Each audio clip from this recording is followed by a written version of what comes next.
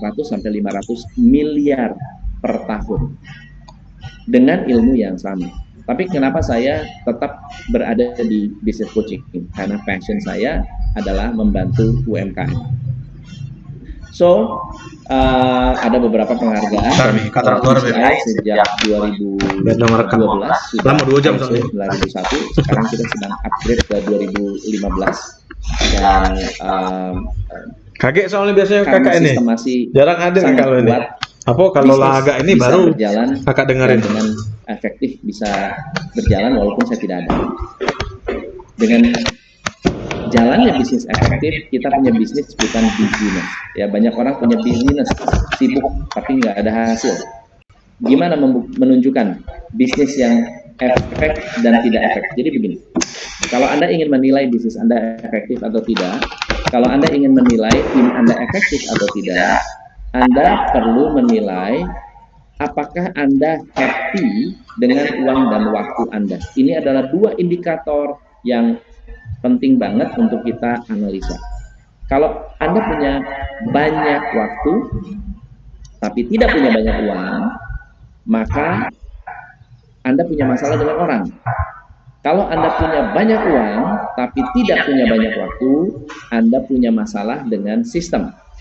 Kalau Anda punya masalah dengan uang dan waktu, nggak ada uang, nggak ada waktu, Anda punya masalah dengan pengetahuan, knowledge. Mungkin Anda salah jalan dalam berbisnis. Mungkin Anda salah target market. Mungkin Anda salah produk. Jadi pengetahuan Anda harus diperkuat. So, cek apakah Anda punya problem dengan people, atau Anda punya problem dengan sistem, atau Anda punya problem dua-duanya. Yuk, komen dulu. Problem Anda di mana, yo? Di sistem atau di people? Silakan komen. Yo, siapa yang mau komen? Boleh. Silakan. Oke, ada yang people, ada yang sistem, ada yang dua-duanya. Oke, good. Jadi kalau dua-duanya berarti kita perlu sedikit mengupgrade pengetahuan kita. Ingat ya, kita menjalankan atau mengembangkan tim tujuannya adalah sales, ya. Jadi ini adalah tanda-tanda besar, tanda-tanda yang punya problem dengan people and system atau salah satu. Biasanya ketika kita memiliki problem dengan banyak orang tapi tidak produktif, maka uang dan waktu Anda akan terkena masalah. Biasanya problem komunikasi itu pasti ada, problem dengan penjualan juga pasti ada. Kalau Anda punya manajer tetapi attitude-nya nggak kayak manajer, ini juga bisa jadi masalah. Punya karyawan banyak alasan. Punya karyawan kehilangan motivasi, atau kita sendiri kadang-kadang kehilangan motivasi, itu menjadi indikator bahwa tidak ada keseimbangan antara uang dan waktu Anda. Perusahaan tambah besar, tapi timnya kok nggak berkembang. Dalam arti kedewasaannya, sikapnya, perilakunya kok nggak berkembang, ya. Kemudian yang keenam adalah penjualannya naik turun dan leadernya tidak efektif atau tidak tegas. Ini bisa menjadi indikator. Tolong dipilih di antara ini semua mana yang saat ini Anda alami.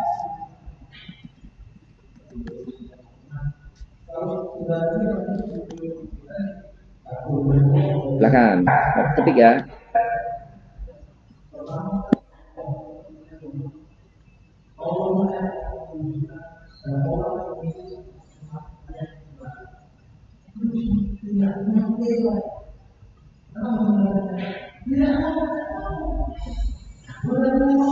Oke.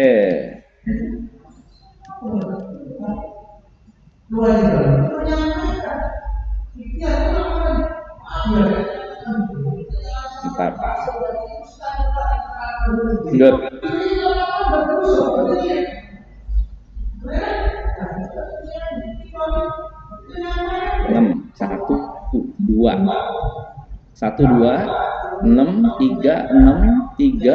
6. Oh, banyak 6 ya.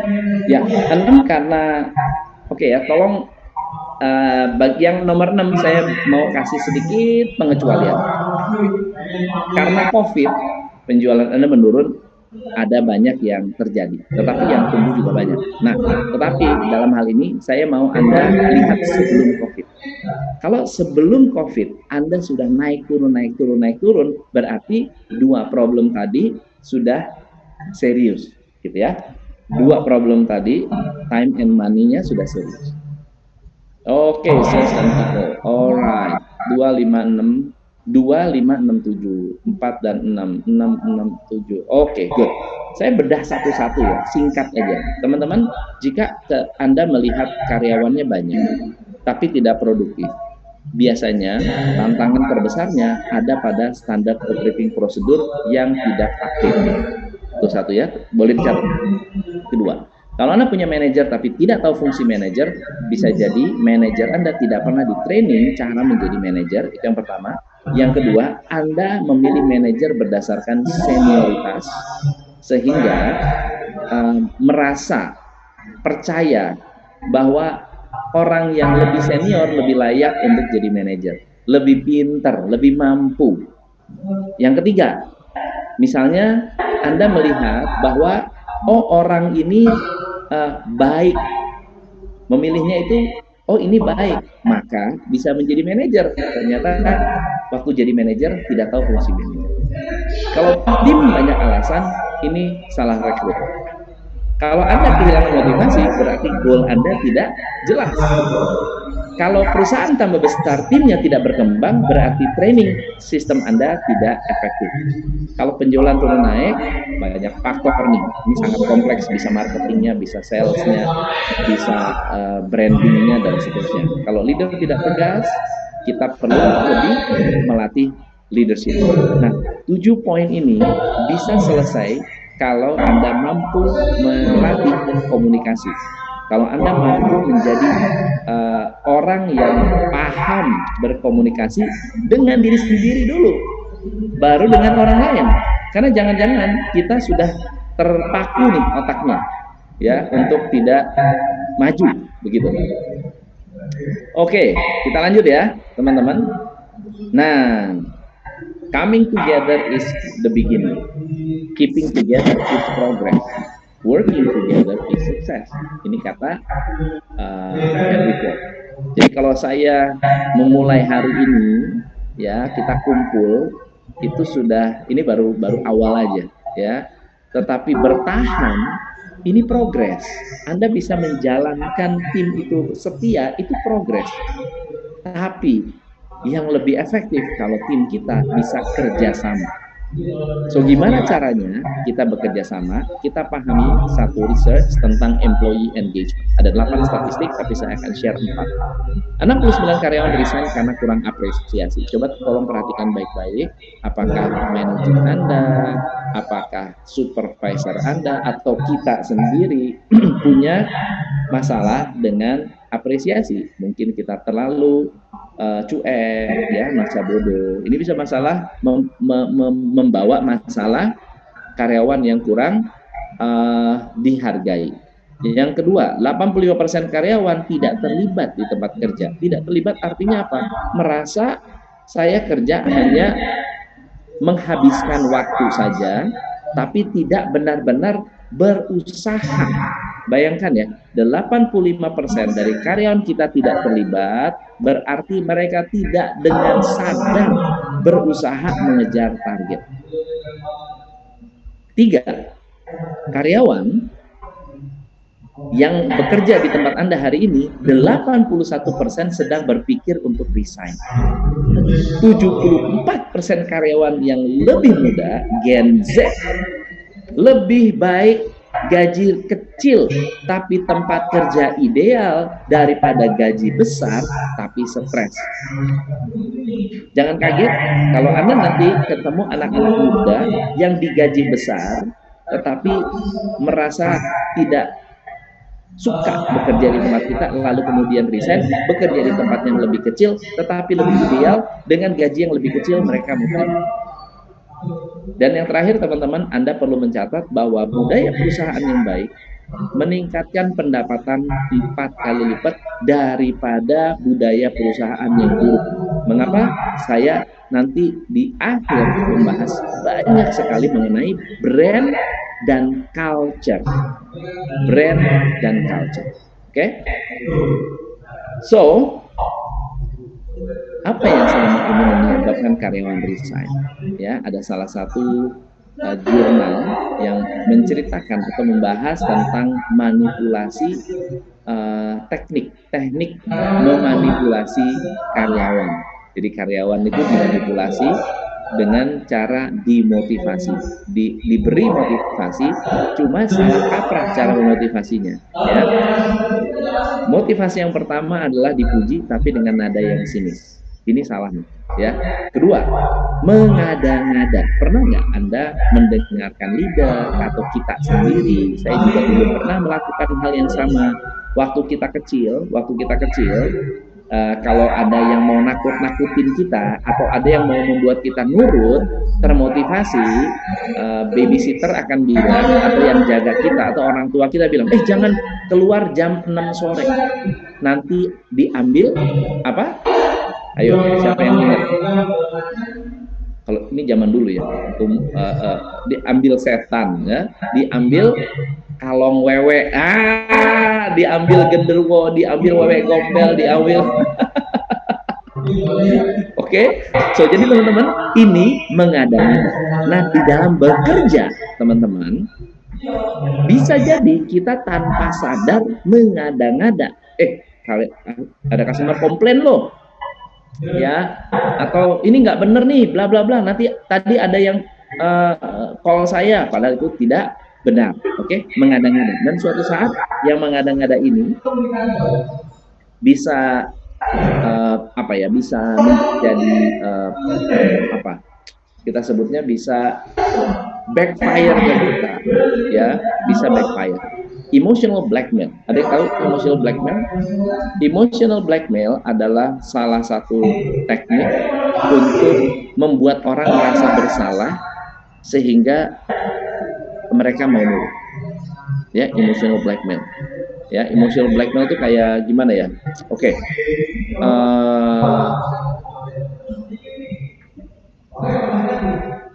Kalau anak kecil, saya mau kasih contohnya anak kecil. Mama udah nggak suka, mama jahat, mama nggak sayang sama saya, papa jahat, papa nggak sayang sama saya. Itu emotional blackmail. Dia mencoba untuk membajak emosi kita, gitu. Ya, mencoba memanipulasi dengan cara mengancam. Mendengar untuk menjatuhkan, ini juga banyak terjadi. Coba menurut kamu gimana? Ini sengaja dia pengen dengar dia ngomong apa untuk kita smackdown, ya, untuk kita jatuhkan. Viktimisasi itu ada dua, kita yang menjadi victim atau membuat karyawan menjadi victim, memberikan data palsu, silent treatment, dan belaga bego. Ya, silent treatment itu ngediemin, karyawan didiemin. Aduh, gue malas ngomong sama dia, didiemin. Ini adalah cara yang salah dalam memotivasi. Nah, di antara teman-teman ada bisa jadi leader kita, ya, tanpa sadar melakukan hal ini, dan ini harus dihentikan, teman-teman, harus dihentikan. Tunggu, kita lanjut ya. Nah, so gimana cara kita membangun team building? Kita akan belajar tentang team building playbook. Step pertama, Anda perlu merancang goal dulu sebelum kita membuat playbooknya. Goal Anda apa? Goalnya diperlukan atau dibutuhkan karena saya mengquote kata-kata Henry Ford, obstacle itu muncul saat Anda lupa dengan goal Anda. Kenapa bukan target yang saya bahas, tapi goal? Apa beda antara target dengan goal? Goal adalah sesuatu yang lebih besar yang membuat Anda bersemangat. Oke? Target adalah yang Anda ingin capai dalam waktu dekat. Boleh nggak goalnya dalam jangka waktu yang dekat? Boleh aja. Oke, apa beda goal dengan target? Target adalah sesuatu yang Anda ingin capai sekarang, lebih cepat. Goal adalah yang bisa berhubungan dengan banyak hal. Bisa juga, misal contoh gini, kenapa Anda ingin mencapai target Anda? Yuk kita latihan ya, kita exercise ya. Ya, kita exercise ya, teman-teman ya. Ambil kertas kosong supaya Anda bisa membedakan antara goal dengan target. Apa goal Anda? Silahkan Anda tulis. Let's say misalnya goal saya adalah mencapai atau meningkatkan penjualan 50%. Boleh nggak itu menjadi goal? Boleh. Itu goalnya. Goal itu misalnya adalah hasil akhir. Oke? Nah sekarang Anda tanya, mengapa Anda ingin mencapai target 50%? Coba Anda dalami, coba Anda gali. Coba Anda gali. Ada yang bilang, kenapa ya? Ya, karena saya mau profit. Saya mau profit. Profit berapa? Misalnya profitnya adalah saya ingin profitnya meningkat 70%. Oke, tanya lagi, kenapa kamu pengen profit meningkat 70%? Ya, saya pengen punya tabungan. Oke, saya pengen punya tabungan. Kenapa kamu pengen punya tabungan? Saya mau beli rumah. Kenapa kamu pengen beli rumah? Karena saya ingin membahagiakan keluarga saya. So, jadi Anda perhatikan ya, goal itu bisa sangat-sangat berlapis-lapis. Tapi kalau target hanya satu. Target itu hanya satu. Misalnya contohnya, jadi targetnya apa nih?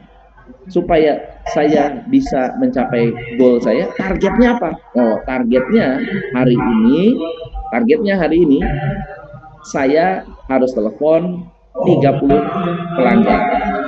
Ya, targetnya. Kalau goal belum tentu tercapai loh.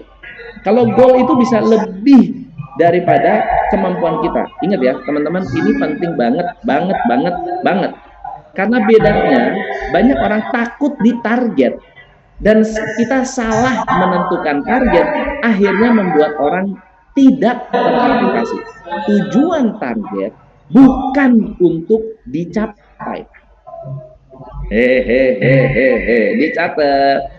Tujuan target bukan untuk dicapai. Tujuan target adalah untuk dilampaui.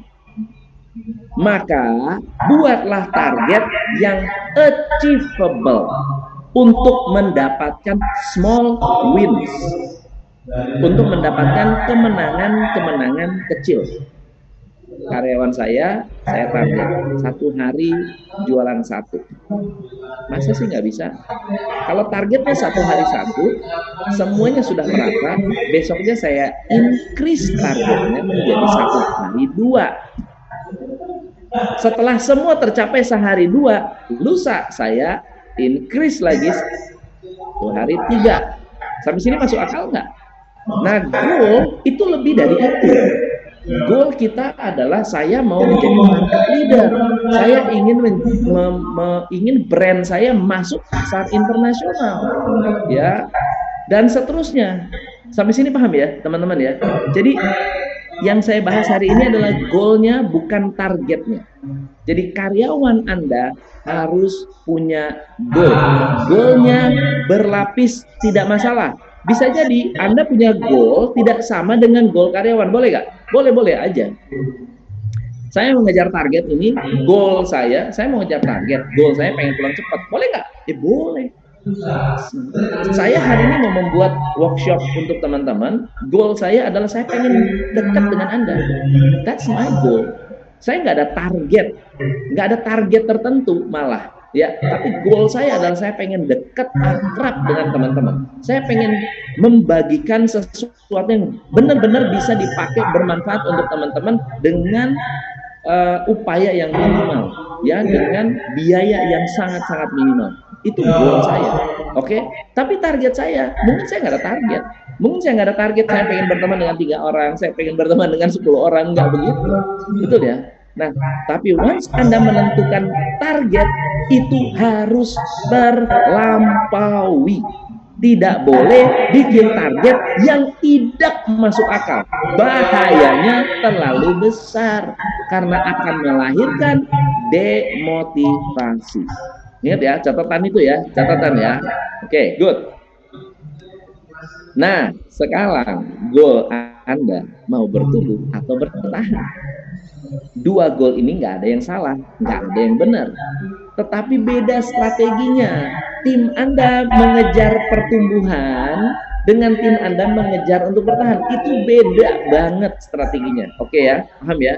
Karena ketika kita menciptakan tim, timnya mau bertumbuh, Andanya mau bertahan, terjadi konflik, atau sebaliknya. Anda pengen bertumbuh, timnya pengen bertahan, akan terjadi konflik. Putuskan bersama-sama dengan tim, kita mau tumbuh atau bertahan. Nggak ada salah dua-duanya, apalagi dalam kondisi COVID-19 seperti ini. Oke? So, step yang kedua adalah Anda harus mereview skill Anda dan skill tim Anda. Sebetulnya untuk membangun tim, teman-teman, hanya membutuhkan dua skill. Skill komunikasi dan skill. Sekarang saya mau tanya ya. Pernah dalam satu waktu, dalam kehidupan saya memiliki 12 orang yang jago banget jualannya. 12 orang ini, cuma 12. Karyawan saya mungkin total sekitar 200. Tapi 12 orang ini yang setiap Jumat meeting dengan saya, jago jualannya. Mereka, bayangkan, saking jagonya, ditaruh dimanapun juga, outlet itu tembus target. Saya mau nanya, menurut Anda, kalau tim Anda jago jualan, teamworknya bagus nggak? Itu aja, sederhana. Tim Anda jago-jago jualannya, teamworknya bagus nggak? Sangat bagus, men. Benar-benar asik banget kerjasama dengan mereka. Benar-benar seru, benar-benar menyenangkan. Kenapa?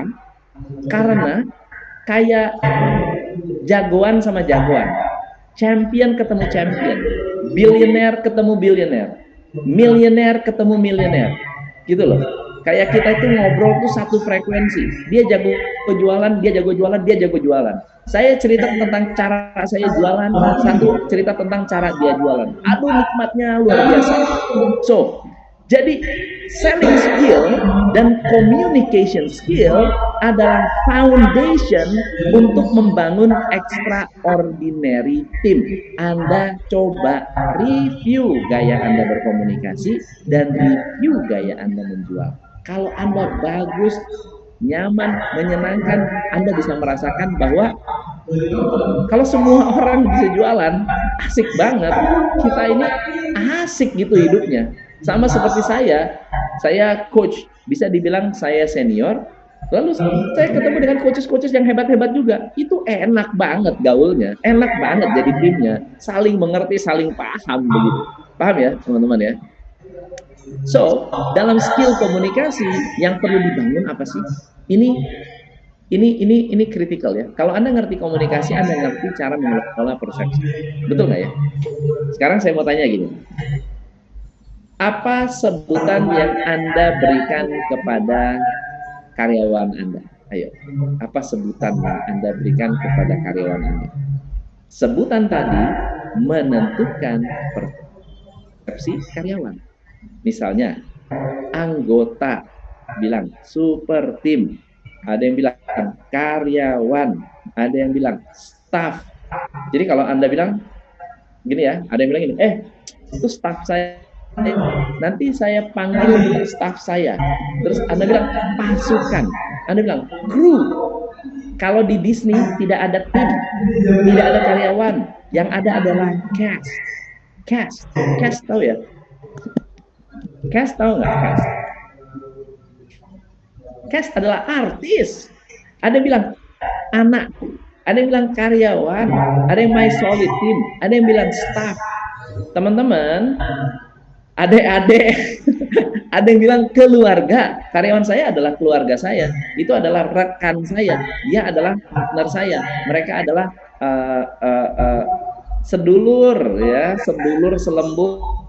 Nah, teman-teman, kalau Anda menentukan label ini, Anda harus mau menerima konsekuensinya. Kalau Anda mengatakan karyawan adalah staff, Anda harus siap perilakunya seperti administrator.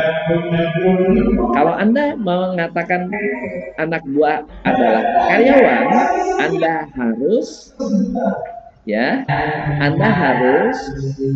menerima kalau mereka hitung-hitungan gaji saya berapa Pak, kan saya karyawan gitu ya. Kalau Anda menganggap mereka keluarga, Anda harus menerima, minta toleransinya banyak. Karyawan adalah keluarga saya, ya udah minta toleransi Pak, hari ini saya nggak masuk, kan keluarga Pak, saya telat ya, kan keluarga. Paham ya? Jadi teman-teman, Anda harus geng. Jadi Anda harus memiliki label yang akan membuat tim Anda mendesain persepsi baru. Paham ya? Kalau tim saya adalah tim. Mereka mandiri, harus berpikir, mereka harus mengejar. Ya, tidak ada baik, tidak ada buruk. Tidak ada baik, tidak ada buruk. Yang pasti Anda harus tahu konsekuensi dan sadar bahwa konsekuensi itu terjadi. Contohnya begini. Karyawan saya adalah keluarga, ya harus benar-benar konsekuen memperlakukan mereka seperti keluarga. Tidak boleh begini. Karyawan saya adalah keluarga, tapi dikit-dikit hitung-hitungan. Kecuali kalau Anda sama keluarga Anda hitung-hitungan juga, lain cerita ya. Atau misalnya karyawan saya adalah staff, ya Anda wajar kalau mereka kerjanya administratif, bisanya disuruh terus. Oke? Ada yang bilang, karyawan saya adalah partner. Kalau partner berarti selevel dengan Anda. Kalau selevel dengan Anda, berarti mereka boleh melakukan apa yang Anda lakukan. Kan partner. Oke? Rekan boleh. Jadi apapun pokoknya, apapun yang Anda rasakan pas ya, Anda rasakan pas akan membantu Anda untuk mendesain persepsi baru, pikiran bawah sana. Nah, Anda harus tahu cara membuka percakapan yang bermakna. Karena banyak banget business owner yang nggak bisa ngobrol dengan karyawan. Membaca bahasa tubuh seseorang, itu penting banget. Saya ada kelas yang namanya baca wajah. Kalau Anda belajar baca wajah, Anda bisa melihat, ini karyawan cara ngomongnya kayak gini. Ini bibirnya tebal, mesti ngomongnya begini. Hidungnya kayak begini, cara bicaranya seperti ini. Jadi karakter itu muncul dari wajah, gitu. Menjadi public speaker dalam presentasi ini adalah kemampuan komunikasi penting. Memenangkan hati karyawan itu juga salah satu ilmu komunikasi. Yang kedua adalah ilmu jualan. Fundamental. Yang fundamental apa sih? Dalam sales fundamental, banyak orang yang tidak paham tentang sales attitude. Banyak orang yang tidak paham tentang script dalam menjual. Banyak orang tidak paham tentang closing technique. Banyak orang tidak paham tentang elevator pitch, tidak paham cara bertanya, tidak paham cara negosiasi. Ini semua adalah selling fundamental. Sehingga ketika semua karyawan memiliki kemampuan fundamental, dua hal aja, komunikasi dan jualan, marketing Anda menjadi lebih efektif, operation Anda menjadi lebih efektif, customer service Anda menjadi lebih efektif. Oke, so that's the goal. Oke ya, goalnya ada dua. Anda harus punya goal besar, Anda juga harus punya skill. Oke, ini fundamentalnya. Nah, playbooknya gimana? Hanya 4. Right team melahirkan right goal. Right goal melahirkan the right plan. Right plan akan melahirkan right culture. Oke, right team melahirkan right goal. Right goal melahirkan right plan. Right plan melahirkan right culture. 4 hal ini yang menjadi playbook kita. Oke, so gimana cara mendapatkan the right team? You have to choose. Sedapat mungkin memilih yang terbaik. Nah, gimana cara memilih yang terbaik? Nomor satu adalah mendesain karakter yang Anda mau.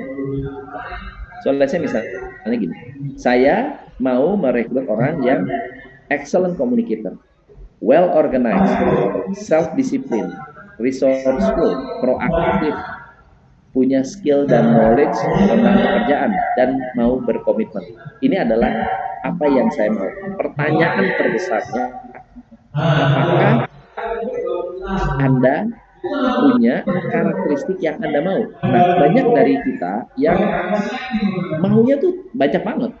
Karyawan sempurna sekali. Kalau saya mungkin nggak sempurna nggak apa-apa. Minimal misalnya 3 dari 7 karakter ini bisa terpenuhi, saya sudah happy. Oke, at least 3 dari 7 atau 4 dari 7 bisa terpenuhi. Itu saya sudah happy. So, apa yang bisa Anda ambil atau bagaimana cara Anda mendapatkan orang yang minimum punya 3 karakter itu? Minimum punya 3 karakter itu. Oke? Ya. Pak Ian, Pak, kalau sudah di training kadang ada yang mau berubah, kadang ada yang nggak mau berubah, sebaiknya gimana? Apakah ini ada kaitan dengan teori motivasi Maslow? Nah, jadi gini. Misalnya nih, ada yang mau berubah, ada yang nggak mau berubah. Yang tidak mau berubah, dasarnya apa? Yang mau berubah, dasarnya apa? Yang tidak mau berubah itu skillnya bagaimana, komunikasinya bagaimana. Kalau dia jualannya bagus, ada kelebihan lain, spesialisasikan dia di tempat itu. Karena bisa jadi memang orangnya sudah nggak bisa dirubah. Nah, makanya persepsi kita penting banget. Kita yang harus berubah, bukan karyawan yang harus berubah. Dan untuk orang berubah, ada yang cepat, ada yang lama. Ya, jadi nggak ada masalah. Oke? So, jadi tolong teman-teman perhatikan baik-baik karakter apa yang Anda ingin. Oh, bukan mana yang penting, tetapi mana yang Anda butuhkan. Kalau saya, excellent communication, well organized, self-discipline. 3 itu mungkin akan membantu banyak di dalam pekerjaan saya. Misalnya contohnya begitu, oke? Atau mau 7-7-nya? Ya boleh. 7-7-nya juga boleh. 7-7-nya juga boleh. Suaranya hilang ya? Suara saya oke? Oke, siap. Nah, teman-teman, jadi let's say 7-7-nya. Nah, sebelum saya lanjut, saya mau Anda menuliskan at least 3 atau 4 karakter yang Anda inginkan. Dan Anda harus milih orang seperti itu. Oke? Tulis sedikit lah.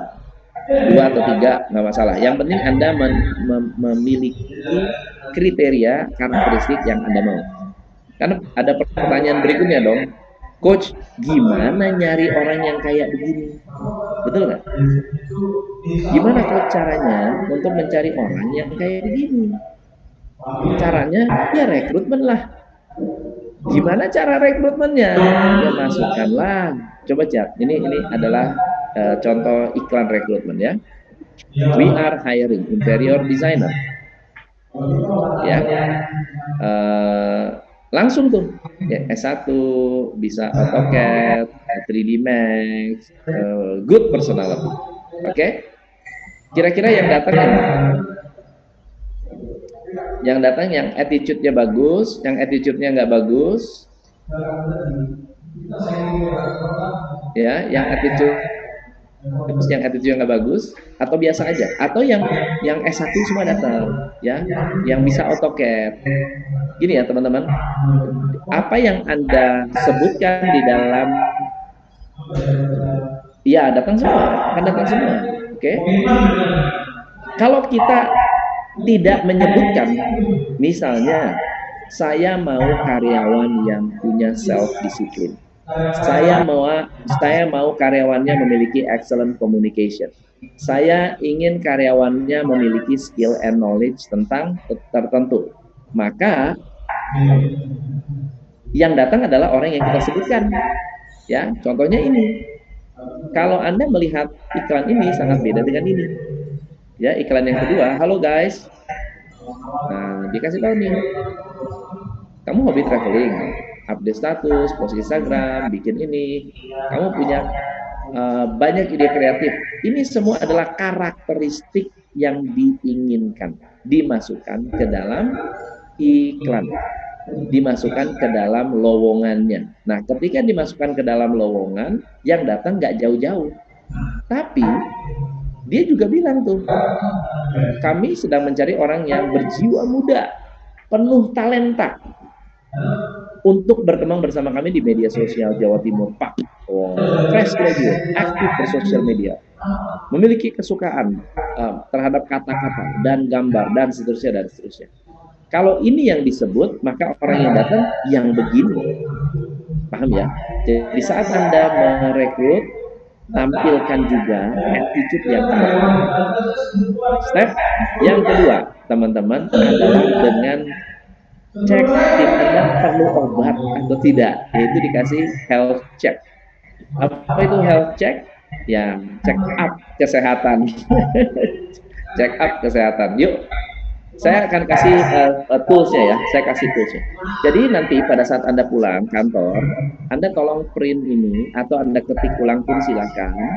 Jadi ini adalah salah satu alat untuk melakukan tim health check, tim check up. Masing-masing tim diminta untuk menilai karakter ini di dalam tim. Jadi ini adalah masukan menurut karyawan.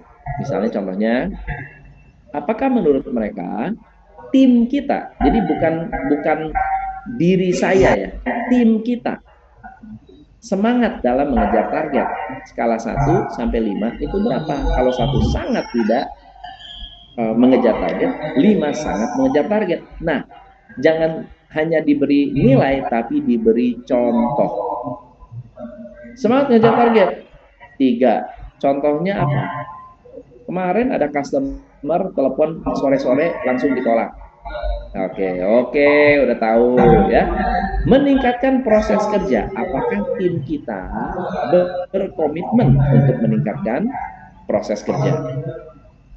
Oke. Kemudian merasa satu keluarga. Apakah tim kita merasa bahwa kita adalah satu keluarga? Apakah tim kita mengambil keputusan yang tepat? Apakah tim kita berkomunikasi dengan baik? Apakah tim kita bisa mengatasi konflik? Apakah tim kita berpartisipasi? Apakah tim kita kreatif? Apakah tim kita memiliki effective leadership? Apakah kita terlalu demokratis? Ya, jadi Anda beri nilai, karyawan Anda memberi nilai dan memberi contoh. Ini namanya kuantitatif health check. Berapa persen orang yang atau berapa rata-rata skor karyawan Anda, indeksnya berapa? Oke? Good. Mafhum. Tapi balik lagi coach, orang banyak yang aji mumpung untuk daftar kerja as long as administrasi terpenuhi, hal-hal yang sifatnya kayak sikap, perilaku, attitude disampaikan, yang penting lamar dulu. Yes, akan banyak terjadi seperti itu kalau teman-teman bisa mendesain atau merancang pertanyaan yang berkaitan dengan karakter. Ini jadi masalah kan gitu. Kalau saya tidak tahu karakter apa yang saya mau ambil, maka interview saya menjadi global. Paling ditanyanya, paling pertanyaannya apa kekuatan dan kelemahan kamu? Pertanyaannya, kamu kenapa resign dari tempat kerja sebelumnya? Pertanyaannya mungkin yang lebih spesifik adalah bagaimana cara kamu bekerja untuk menjalankan tugas ini? Apa yang kamu tahu tentang pekerjaan ini? Tapi kalau kita sudah tahu, saya targetnya adalah excellent communication. Oke, ini adalah target attitude saya. Kira-kira Anda akan melakukan apa? Ketika saya minta, saya mau menginterview seseorang untuk mengetahui orang ini memiliki excellent communication. Mungkin mereka disuruh presentasi. Mungkin mereka dikasih kasus, dikasih kerjaan, dikasih brosur. Tolong kamu jual ke saya. Kasih brosur. Tolong kamu jual ke saya. Atau kasih gelas air. Oke? Ini cara saya cari sales. Ini ada gelas air. Kamu boleh pilih 2. Kamu mau jual segelas air ini atau kamu jual diri? Dua-duanya nggak masalah. Kamu mau jual air ini ke saya atau kamu mau jual diri kamu ke saya? Coba caranya jual diri kamu kayak gimana? Ngomong deh. Pak, kalau saya tahu, saya adalah orang yang sangat-sangat pekerja keras dan saya dalam 60 detik pilih mana, mau jual air atau mau jual diri. Kan kenapa saya bisa mendesain pertanyaan itu? Karena saya tahu target saya. Kalau Anda mau targetnya skill, contohnya saya mau ada skill and knowledge. Kalau saya mau anak sales, saya nggak hanya minta mereka untuk saya interview, kamu kenapa resign dari perusahaan lama? Enggak, saya akan minta mereka, saya akan bacakan skrip, saya akan kasih skrip penjualan, saya minta mereka telepon customer beneran. Saya mau lihat, oh cara kerjanya kayak gimana. Paham ya maksudnya ya? Jadi bukan, orang yang ngelamar pasti banyak, tapi cara kita menyaring ada saringan karakternya. Ya, kalau saya kasih semua karyawan dikasih form, nanti kita kelompokkan grup A, grup B, misalnya departemen marketing punya form penilaian, tim accounting, tim finance, tim gudang dan seterusnya. Semua karyawan harus dikasih. Bagaimana jika ketua timnya yang bermasalah? Tidak ada shortcut ya teman-teman ya. Kalau leadernya bermasalah, tidak ada shortcut, yaitu kita perlu mengenal apa yang menjadi masalah dari orang tersebut. Apakah kita benar-benar sudah dekat dengan orang itu? Apakah niatnya baik, tapi sebetulnya caranya yang salah? Sangat banyak faktor, oke? Tapi kalau benar-benar clear melakukan kesalahan, keluarin. Cepat, jangan terlalu lama.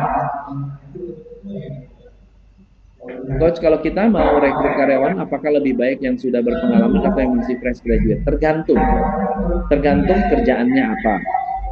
Dan kalau dari pengalaman saya maunya ada minimum basic. Minimal sudah pernah bekerja, kecuali kalau saya mencari orang yang benar-benar pengen saya bentuk. Ya, tes praktek, betul Bu Titi. Bicara masukan sejujurnya tentang kekuatan dan kelemahan kita. Oke, very good Pak Ferdi. Bulan ini mungkin jawabannya beda dengan 2 bulan yang lalu. Apakah perlu direview setiap bulan? Oh, enggak setiap bulan, 6 bulan sekali. 6 bulan sekali. Ya. Apa yang dimaksud dengan keputusan yang tepat? Ya, apakah tim kita kalau kita mengambil satu keputusan itu membawa hasil? Ya dong. Keputusan yang tidak membawa hasil berarti nggak tepat. Nah, cara menyaring sesuai kandidat yang diperlukan, didesain betul, didesain sesuai kebutuhan. Makanya jangan pakai desain orang lain untuk kita. Sebaiknya kita yang mendesain. Saya rekrut karyawan di travel itu beda dengan rekrut karyawan untuk business coaching. Saya rekrut untuk sales beda dengan untuk graphic design atau videographer, beda total. Itu, ya.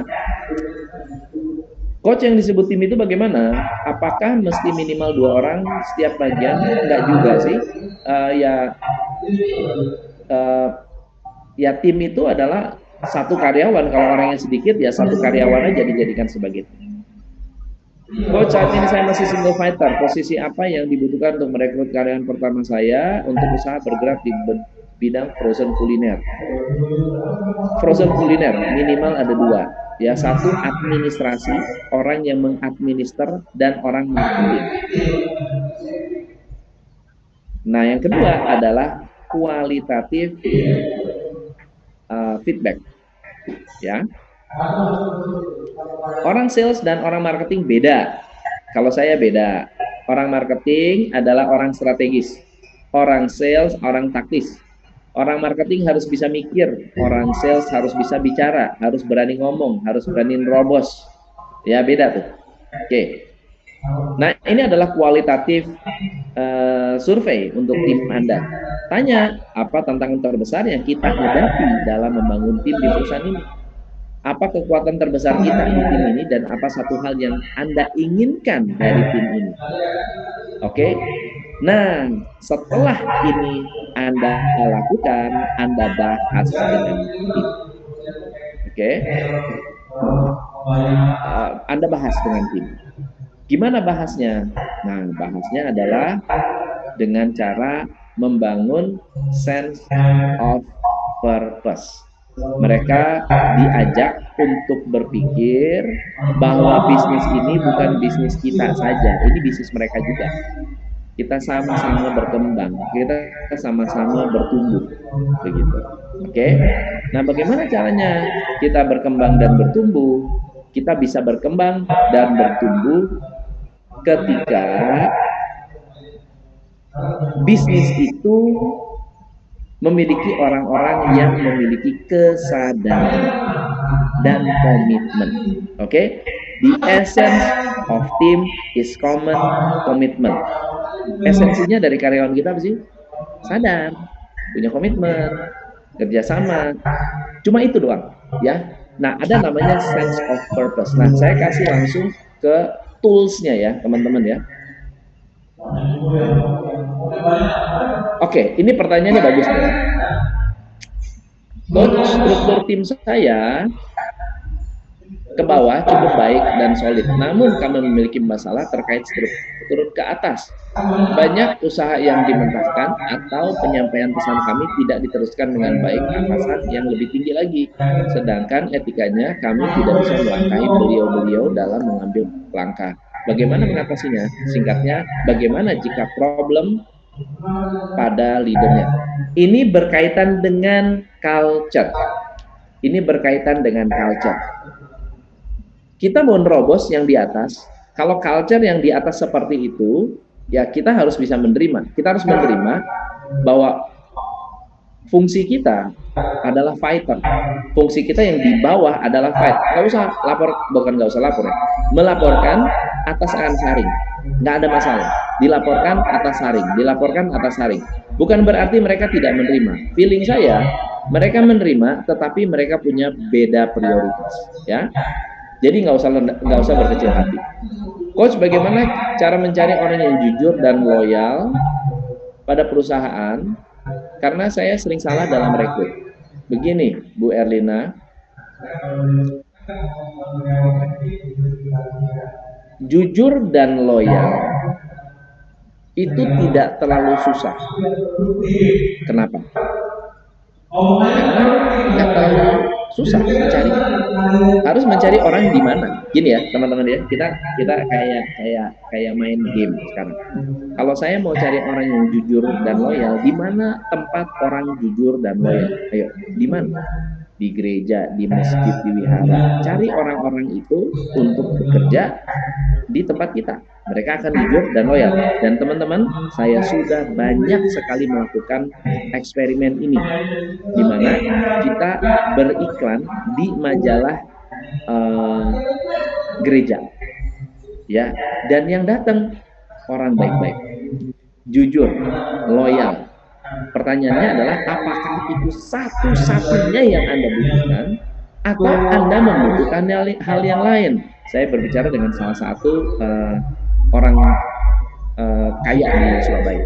Dia bilang gini, Coach, saya sih nggak cari orang yang berintegritas. Nah, saya bilang, kok bisa? Saya sih nggak cari orang yang berintegritas. Ya, kita harus balance lah. Integritas. Ada orang yang pintar, itu integritasnya kurang, langgar-langgar aturan, tapi mendatangkan penjualan. Langgar-langgar aturan kita dikit, tapi mendatangkan penjualan. Sementara ada yang sangat-sangat berintegritas, tapi nggak menghasilkan. Lo pilih mana? Jujur, loyal, nggak menghasilkan. Pilih mana? Pastikan teman-teman benar-benar yakin banget dengan saya mau karyawan seperti apa.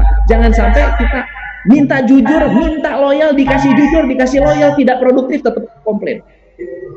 Nggak boleh. Kita harus pilih. Mau jujur dan loyal, atau mau produktif. Kalau saya lebih memilih produktif, karena ini kebetulan bisnis, ya. Bagaimana cara memotivasi karyawan yang pasif atau lambat? Tidak bisa dimotivasi. Mereka harus memotivasi diri mereka sendiri, ya. Coach, bagaimana cara lihat calon kru itu cekatan dari face-nya? Cekatan itu ada banyak ya. Cekatan itu, penyebab cekatan itu apa? Karena fisiknya yang cekatan. Cekatan itu berpikirnya cekatan. Cekatan itu taktis, orangnya taktis. Please be specific. Karena gini, kalau pikiran yang cekatan, kita mau lihat dari wajahnya, harus yang kepalanya lebar. Ini pasti pikiran cepat, ya. Tapi kalau Anda ingin fisiknya cekatan, cari yang tulang ininya lebar, gede. Ini cekatan nih, orangnya pasti tenaganya banyak gitu. Beda-beda. Nih Anda mau yang mana nih? Fisiknya yang cekatan ya, karena ini adalah area fisik. Ya, tulangnya ini tulang ini lebar, area fisik. Tapi kalau kepala lebar, itu pikirannya yang cepat berpikir. Nah, Anda harus mikir yang mana. Oke? Bagaimana memanage tim yang baper, dikit-dikit ngambek. Ini nanti kita masuk ke sini ya, kita masuk ke kesadaran. Oke, lanjut ya, teman-teman. Nanti sambil Thomas, apa kabar? Oke, nah jadi saya lanjut ke sini ya. Jadi tolong ditandai. Setelah teman-teman nanti sudah mendapatkan feedback dari karyawan, ya, kita akan belajar untuk membangun kesadaran. Ini adalah 4 step membangun kesadaran. Teman-teman, pertanyaan-pertanyaan ini hal-hal yang sangat-sangat basic. Ada banyak perusahaan gede, saya kasih 4 step ini. Dia bilang, aduh Tom, ini gua mah dulu baru kerja juga udah dapet. Saya bilang, yuk kita ulang. Setelah selesai, dia bilang, gila ya, lu ngasih gua hal yang sangat-sangat basic, tapi powerful banget untuk membangun kesadaran. Nah, 4 tahap ini sifatnya sangat basic. Walaupun Anda sudah pernah coba, Anda pernah tahu, Anda pernah lihat, ataupun Anda pernah melakukan, Anda bisa ulang lakukan ini dalam periode-periode tertentu. Kita kumpulin tim. Syarat pertama, kumpulin tim. Syarat yang kedua, semua orang wajib bicara. Kalau tidak ngomong, nggak valid. Harus bicara. Lalu kita buat beberapa pertanyaan. Boleh 5 pertanyaan ini, boleh lebih. Ya, Anda boleh gunakan 5 pertanyaan ini. Anda juga boleh menggunakan lebih dari 5 pertanyaan ini, kalau memang Anda mau. Oke? Pertanyaan yang kita diskusikan adalah, kita tanya, teman-teman, hari ini kita kumpul, aturan mainnya adalah kita akan membangun kesadaran. Kita kasih tahu goalnya. Setiap orang harus bicara, tidak boleh diam-diam aja. Jadi setiap orang harus gantian ngomong. Kalau nggak mau ngomong, ditungguin sampai ngomong. Ya. Pertanyaan pertama, tanya, teman-teman, apa sih misi besar kita di perusahaan? Kalian punya misi apa yang Anda rasa penting untuk Anda capai di perusahaan ini? Kita punya misi apa sih sama-sama? Jadi kita punya awareness, dia punya kesadaran. Oh, ternyata saya ngomong begini dengan orang ngomong begini berbeda. Contoh teman-teman ya, kalau saya tanya tadi, kita manggil tim kita apa? Ada yang bilang tim, ada yang memanggil karyawan, ada yang memanggil staff, ada yang memanggil kru, ada yang memanggil partner, ada yang memanggil cast, ada yang memanggil kesayangan, ada yang memanggil keluarga, macam-macam. Begitu Anda melihat, gila keren-keren ya, boleh nggak saya ambil satu? Boleh aja, Anda bisa panggil salah satu, oke? Karena ketika Anda mendengarkan masukan dari banyak orang, kita menambah kesadaran baru, ya. Nah, apa arti sukses bagi kita semua? Apa arti sukses bagi kita semua? Bagaimana Anda ingin memberi dampak kepada customer? Satu, gimana cara kita bisa memberi dampak kepada rekan kerja? Gimana cara kita bisa memberi dampak kepada tim, kepada perusahaan? Apa perasaan Anda menjadi bagian dari tim ini? Dan apa etos kerja yang kita harus pertahankan? Teman-teman, kalau semua orang memberikan feedback, memberikan masukan, dan semua orang menyampaikan, plus Anda tulis di whiteboard, mereka akan merasa, satu, didengar. Yang kedua, kita punya kesepakatan etos kerja. Kalau Anda punya problem dengan tim lagi, kumpulin lagi, bahas hal yang sama. Ada masalah dengan tim, kumpulin. Kita misinya apa sih di perusahaan ini? Apa sih arti sukses bagi kalian semua? Gimana sih cara kita bisa memberi dampak kepada customer? Apa sih perasaan kamu berada di perusahaan ini? Teman-teman, kita menjalankan sebuah proses untuk meningkatkan kesadaran dengan sistem. Dengan sistem ini, orang udah tahu, oh iya benar, sorry Pak, saya memang kemarin hilap. Sorry Pak, kemarin saya lupa. Memang ini adalah goal kita. Memang ini adalah yang harus kita lakukan. Teman-teman, ini super powerful. Kalau nggak percaya, Anda coba. Kalau sudah Anda coba, tolong komen di grup. Hasilnya seperti apa. Oke? Tulis semua di papan tulis sampai semua tim memahami pentingnya memiliki misi yang sama. Oke? Lanjut ya. Oke. Wah, Pak Widodo, bagaimana cara meningkatkan sales rumah sakit di tengah pandemi COVID yang masyarakat antipati terhadap rumah sakit? Ini baiknya adalah komunikasi dengan media. Kita harus berterima kasih kepada media, membuat semua orang takut dengan COVID-19 sampai takut pergi ke rumah sakit. Lebih baik mati di rumah daripada ke rumah sakit karena COVID. Ini apa namanya? Ini video saya 3 bulan yang lalu, 4 bulan yang lalu. Beberapa video saya curhat, media ini tidak adil, mungkin juga punya kesengajaan atau apapun yang terjadi, saya nggak tahu ya. Karena orang tidak well educated, akhirnya mereka takut yang tidak jelas. Kalau menurut saya, untuk bisa membuat orang mau berkunjung ke rumah sakit lagi adalah dengan cara edukasi. Nggak ada cara lain, yaitu dengan menjelaskan bahwa rumah sakit kita saat ini aman. Rumah sakit kita saat ini bagaimana? Bahkan akan membantu orang untuk mengerti bahwa it's okay untuk pergi ke rumah sakit. Gitu. It's okay untuk pergi ke rumah sakit. Ini edukasinya harus lebih kenceng. Harus banyak bermain di sosial media. Bagaimana menghadapi bawahan kita yang bisa direct ke pimpinan langsung, jadi banyak keputusan yang sudah ada tapi tanpa sepengetahuan manajer atau leadernya. Nah, ini harus dikumpulin kayak gini, membangun kesadaran. Isunya diangkat, goalnya diangkat, bawa mereka untuk memikirkan tentang keputusan-keputusan. Ini leadernya yang harus dipanggil sih. Atasannya yang harus diajak ngobrol. Coach, bagaimana kalau ada kedekatan emosional leader dalam arti perhatian lebih pada salah satu timnya? Apakah leadernya yang punya masalah atau timnya? Tergantung Pak Julius. Tergantung seberapa ada risiko. Risikonya apa?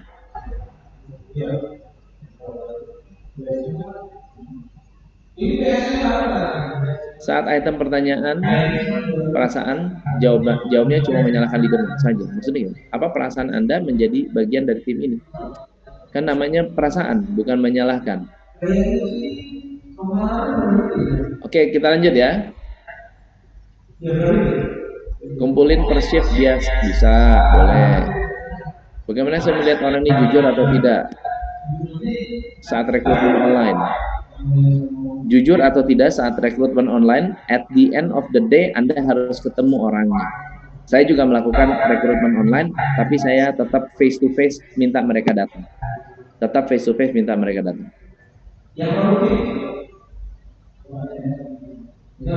Kalau 4 mata bagaimana? Justru kalau cuma 4 mata, yang tahu cuma 4 mata doang. Ya, tapi kalau rame-rame, dia dipaksa keluar dari zona nyaman. Itu paling penting, ya. Coach, kalau sejak awal nggak pernah menentukan goal, bikinlah goal dari sekarang. Ya, lanjut ya, teman-teman. Ini pertanyaan-pertanyaannya nanti akan terjawab di sesi-sesi berikutnya. Nah, gimana caranya set goal? Ya, gimana cara set goal? Yang pertama, Anda harus punya goal besar. Cara yang kedua adalah setiap orang memiliki performance goal. Setiap orang memiliki performance goal. Contohnya ya, kami berkomitmen untuk mengurangi waktu respons instruksi kerja sebesar 10% selama minggu pembukaan semester genap. Ya, Kami berkomitmen untuk meningkatkan partisipasi staf dalam kursus kegiatan pengembangan profesional sebesar 5% dibanding tahun sebelumnya. Kami berkomitmen untuk meningkatkan peringkat kepuasan keseluruhan pelanggan klien sebesar 2% dibanding tahun sebelumnya. Jadi ini namanya goal statement atau performance goal. Performance goal siapa yang nulis? Karyawan menulis performance-nya sendiri, lalu kemudian di review ke atasannya, lalu kemudian bisa digabungkan, diseragamkan, ya, diseragamkan. So, komitmen atau performance goal setelah punya, ini akan membantu kita dalam mengenal goal dan target masing-masing. Baru kita membangun apa itu culture. Culture itu apa sih? Culture adalah segala sesuatu yang penting buat kita. Oke. Penting buat kita, bernilai buat kita, dan penting dalam tim. Kita bisa survei, kita bisa lakukan analisa, tapi kita juga bisa melakukan face-to-face meeting. Apa sih nilai penting dalam tim kita? Ini bisa face-to-face, bisa one-on-one, dia lihat. Apa sih yang penting buat kamu dalam tim ini? Wah iya Pak, saya begini, saya begini, saya begini. Buat saya yang penting adalah kerjasama. Buat saya yang penting saya dihargai. Buat saya yang penting adalah apa, ya?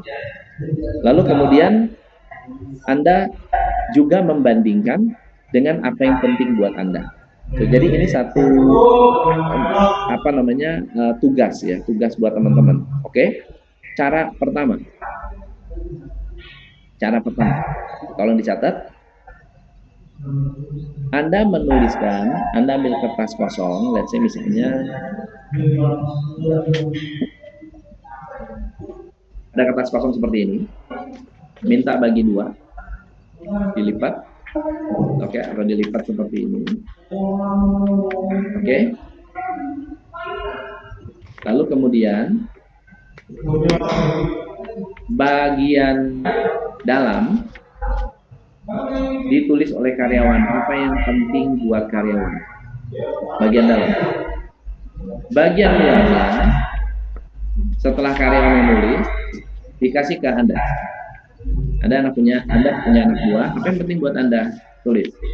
Urutan ya. Urutan dari prioritas. Nomor 1 gaji, nomor 2, nomor 3, nomor 4, nomor 5, nomor 6 dan seterusnya. Nggak ada videonya, maksudnya gimana? Nggak ada videonya? Halo? Ada ya. Ini yang pertama. Yang kedua adalah Anda, ini melipat. Oke, jadi yang kedua adalah, ini saya tutup dulu ya. Nah, yang kedua adalah kalau yang di dalam adalah yang ditulis oleh karyawan, yang di luar anak buah Anda kasih ke Anda, lalu Anda tulis. Yang penting untuk Anda. 1, 2, 3, 4, 5, 6, 7, 8, 9, 10. Oke? Lalu Anda bisa bandingkan. Apa yang Anda tulis penting dengan apa yang penting buat anak buah Anda. Bisa jadi berbeda. Oke? Bisa jadi berbeda. Bisa jadi yang penting dalam pekerjaan dia, kita bisa bilang, apa sih yang penting buat kamu dalam pekerjaan kamu? Di job desk kamu yang paling penting apa? Tulis. Anda tulis. Menurut dia, menurut saya apa? 1, 2, 3, 4, 5. Teman-teman, rata-rata nggak matching. Yang penting di mata konsumen, yang penting di mata karyawan dengan yang penting di mata kita itu beda total. Ada karyawan yang merasa, oh yang penting itu adalah saya tepat waktu.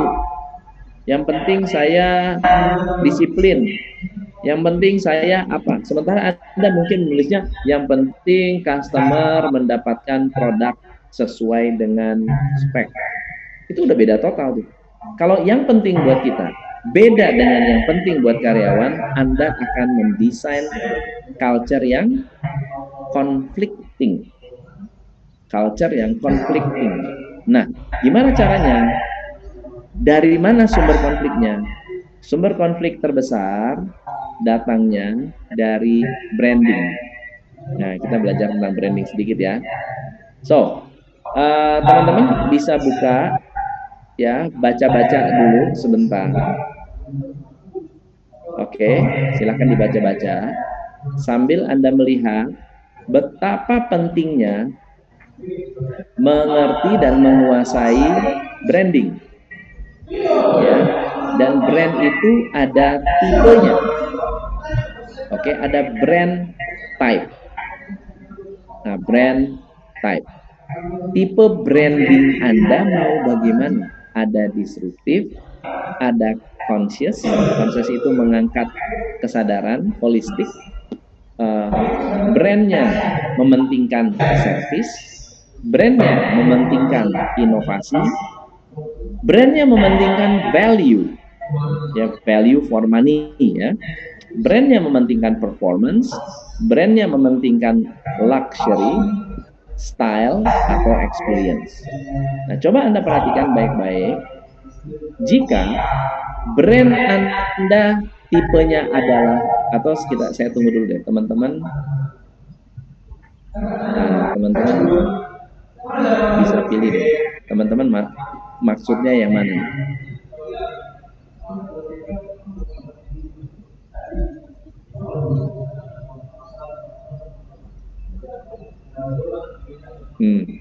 Oke. Service. Brand adalah service. Brand type-nya service. Brand type-nya service. Oke, good. Nah, kalau brand type-nya adalah disruptif, bagaimana perilaku yang harus kita miliki adalah kerjanya menantang cara berpikir dan cara bekerja, dan memperkenalkan konsep baru. Sekarang ceritanya Anda adalah mau menjadi brand yang disruptif. Oke? Perilakunya harus banyak melakukan terobosan, harus banyak melakukan perubahan, harus banyak melakukan inovasi. Respon karyawan Anda adalah, gila ya kerja di sini ya, kebanyakan apa? Berubah. Kebanyakan berubah. Kok bisa kebanyakan berubah? Ya, kemarin begini, hari ini begini.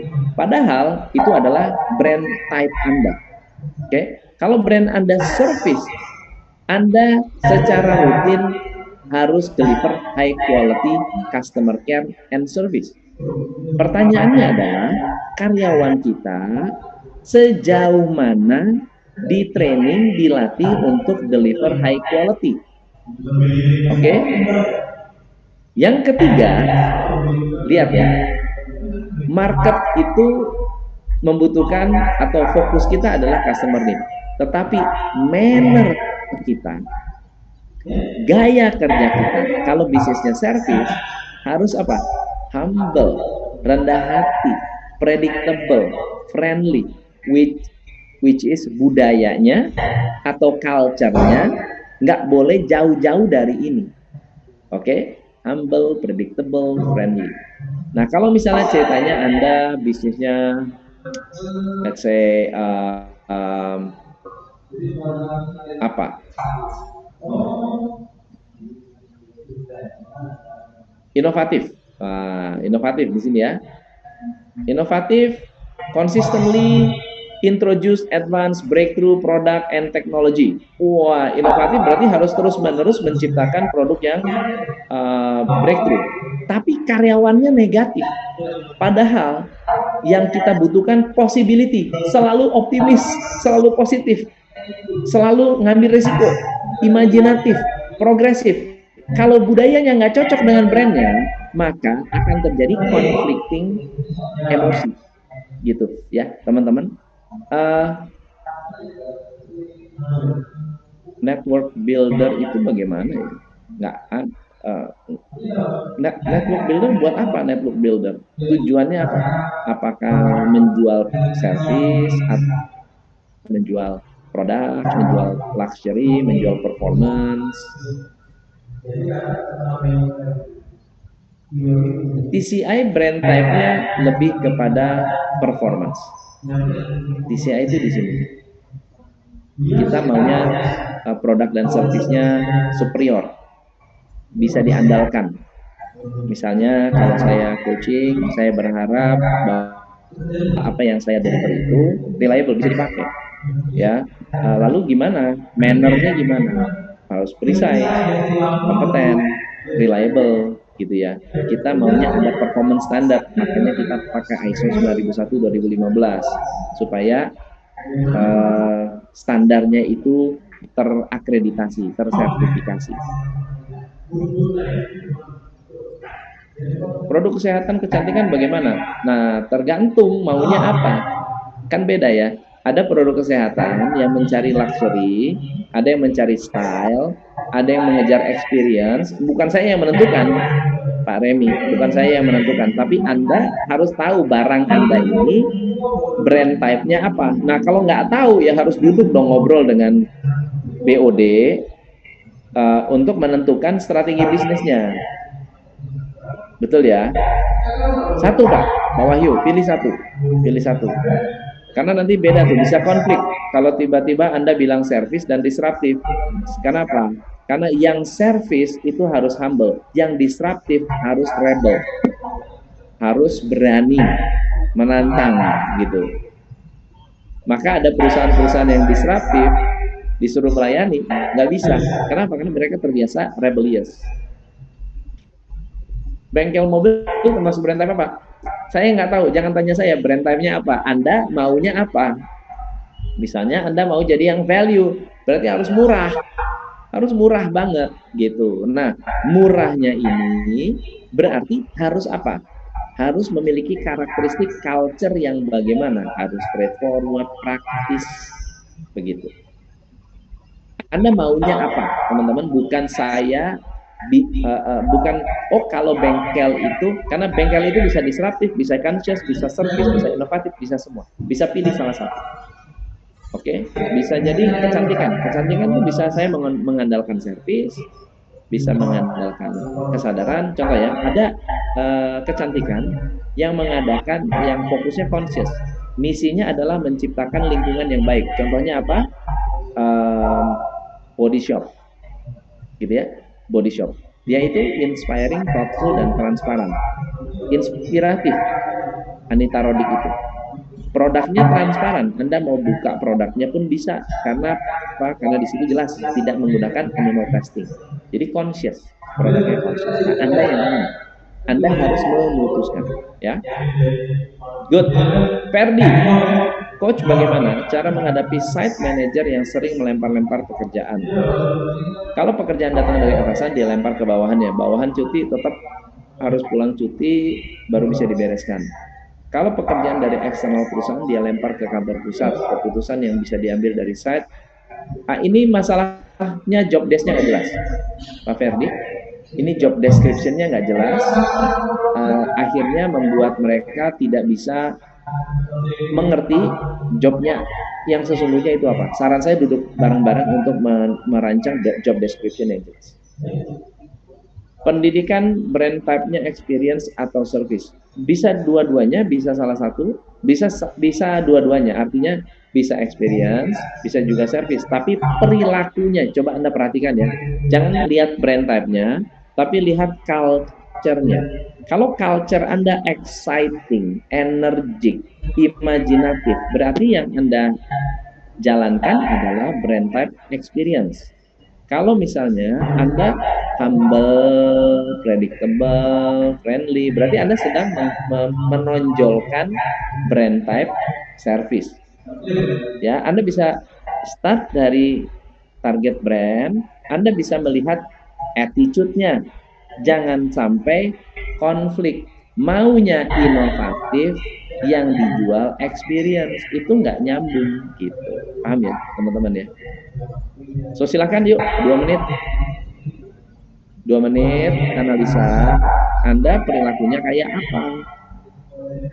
Yayasan sosial anak yatim bagaimana? Yayasan sosial perilakunya yang mana? Misalnya kalau saya, feeling saya adalah lebih ke conscious. Ya, lebih ke conscious. Jika brand type service cocoknya culture, jika brand type service apakah cocok menggunakan culture plan dan advokasi dalam implementasi? Ini beda cerita nih. Ini tujuannya adalah brand type dan lihat karakter Anda sekarang.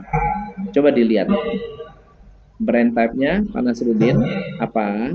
Lalu kemudian perilaku Anda yang mana? Coba dilihat nih. Coba dilihat. Kuliner apakah bisa dengan brand type style? Bisa dong, bisa banget. Bisa dong, bisa banget. Yuk, silakan. Yuk, dianalisa dulu ya, teman-teman ya. Kita masih punya waktu sedikit, dianalisa dulu. Setelah ini saya masuk ke remote working. Yuk, 1 menit analisa ya. 1 menit analisa.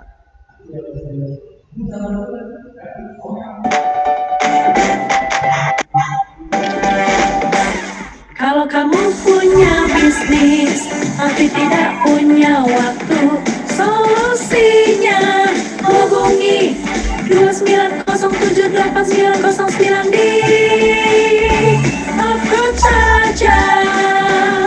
Jika ingin sistemasi, ingat 29078909 di approach saja. Hanya di Approach Indonesia.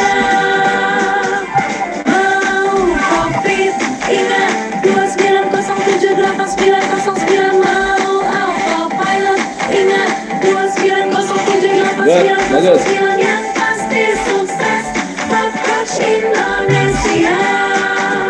29078909. Boleh. Veronica boleh. 29078909. Oke, mantap. Bagus ya. Nah, dengan Anda memiliki culture ini, Anda perlu konsisten ke depannya. Gimana konsistennya? Konsisten dengan lingkungan kerja. Ya, konsisten dengan cara Anda berkomunikasi. Konsisten dengan telepon Anda. Ya, terima telepon lingkungan ini harus konsisten. Anda perlu membangun daily task dan sales sukses yang matching dengan brand. Harus matching. Jangan double brand, Pak. Jangan double brand. Karena kalau Pak Jarod nanti punya punya dua brand type, yang bingung bukan hanya marketnya, karyawan kita juga bingung. Mendingan pilih satu yang kuat banget, yang dirasakan benar-benar jadi jiwanya kita, menjadi culture kita. Ini akan membantu kita sekali, ya. Oke, very good. So, jadi saya rangkum sedikit ya, bahwa untuk membuat tim kita mantap, ya, temukan orang yang coba lakukan health check, ya, kita main-main dengan tools yang kita miliki, main-main dengan tim kita, lalu kemudian kita ulang lagi, ya, kita ulang lagi. Saya mau jawab, ada pertanyaan dari Pak Alex yang bilang bahwa kalau misalnya karyawan ditanya tapi jawabannya normatif, itu berarti ada dua kemungkinan. Nomor satu, mereka tidak percaya atasan. Yang kedua, atasannya tidak komunikatif atau tidak punya skill komunikasi. Karena saya nggak punya masalah itu. Saya nggak punya problem bahwa orang jawabannya normatif. Saya nggak seperti itu. Ya, karena ada trik-triknya, trik-trik komunikasinya, yang bisa membantu karyawan bisa lebih interaktif dengan kita. Jadi normatif itu bisa dibangun kalau kita punya ilmu komunikasi atau kalau orang itu percaya kita. Kalau nggak percaya, ya pasti akan normatif. Kenapa? Karena dia punya atasan yang kalau saya ngomong jujur, saya di-smash. Hati-hati loh, Bapak Ibu, teman-teman. Ketika karyawan jujur, mereka yang kena hukuman. Nah itu jadi masalah tuh. Akhirnya mereka nggak berani jujur, ya. Oke. Apakah brand type bisa berubah-ubah sesuai permintaan customer? Kadang customer, oh beda. Ini brand type adalah identitas. Nah, Pak Alex mau nggak identitasnya berubah-berubah? Hari ini perempuan, besok laki-laki, lusa anak-anak, gitu. Identitas, gitu loh, ya. Lanjut ya. So, gimana caranya kalau saya managing virtual team? Kalau saya memanage virtual team, Anda boleh menggunakan banyak tools. Ini banyak tools, ya, Trello, Slack.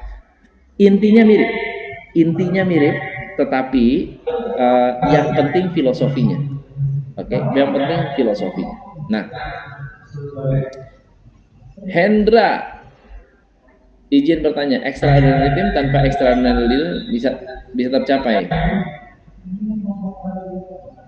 Extraordinary team terjadi karena ada extraordinary leader. Kalau bisa terjadi extraordinary team, berarti leadernya dalam tanda kutip extraordinary juga. Saya baru coba jadi distributor dan saya sudah punya 5 reseller dan saya mengalami kesulitan dalam pemasaran dan reseller saya susah banget closingnya sehingga bisnisnya tidak berkembang. Kalau masalahnya ini masalah marketing dan produknya. Kalau kita berbicara timnya udah benar, tapi produknya cocok atau enggak? Produknya cocok nggak? Sesuai nggak? Kenapa kok nggak bisa closing? Ya, apa penyebabnya nggak bisa closing? Yang bisa closing siapa? Yang tidak bisa closing siapa? Kalau 80% nggak bisa closing, produknya bermasalah. Kalau hanya 1-2 yang tidak bisa closing, berarti produknya tidak masalah, orangnya yang bermasalah. Yani jawab pertanyaannya apa? Boleh di-copy lagi? Kayaknya udah ketumpuk di atas. Yani boleh di-copy lagi pertanyaannya apa? Saya nggak notice, kayak udah kelewat.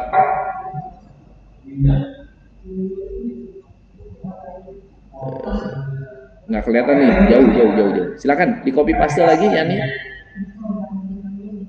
Berarti beda ya istilah pimpinan dan leader. Ya, pimpinan kan jabatan. Kalau leader adalah orang yang dipercaya dan orang yang memiliki kemampuan memimpin.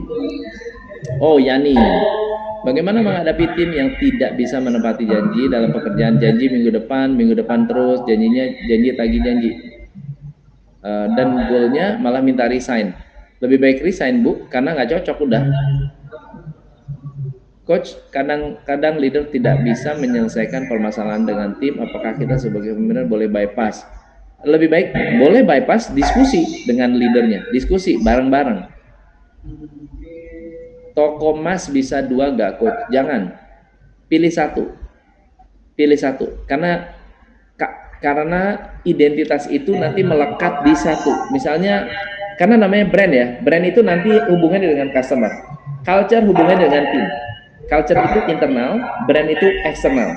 Kalau misalnya Anda servisnya bagus, tapi ingin dikenal sebagai stylish, nggak nyambung kan? Betul nggak ya?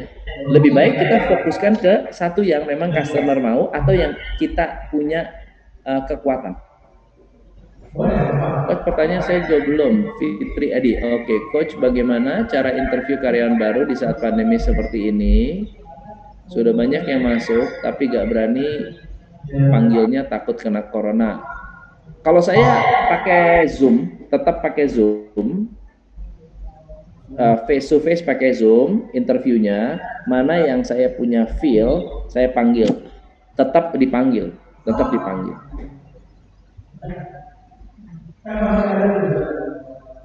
Nah, ini nggak bisa jawab saya. Kalau situs marketplace jasa lebih ke service atau inovatif, saya tidak bisa menjawab, tergantung culture Anda apa dan customer itu sangat menginginkan apa. Yang diinginkan customer apa? Apakah butuh servisnya atau butuh inovasinya? Oke, Coach, bagaimana tim? Oke, itu sudah saya jawab ya. Lanjut ya. Oke, ini remote working. Buat teman-teman, ini hanya contoh aja ya, yang kita juga lakukan, yaitu dengan bekerja rame-rame, tapi dari luar. Di hari ini work from home, tapi saya ke kantor karena First Media lagi ada perbaikan di rumah, jadi saya harus ke kantor. Kita pakai provider lain.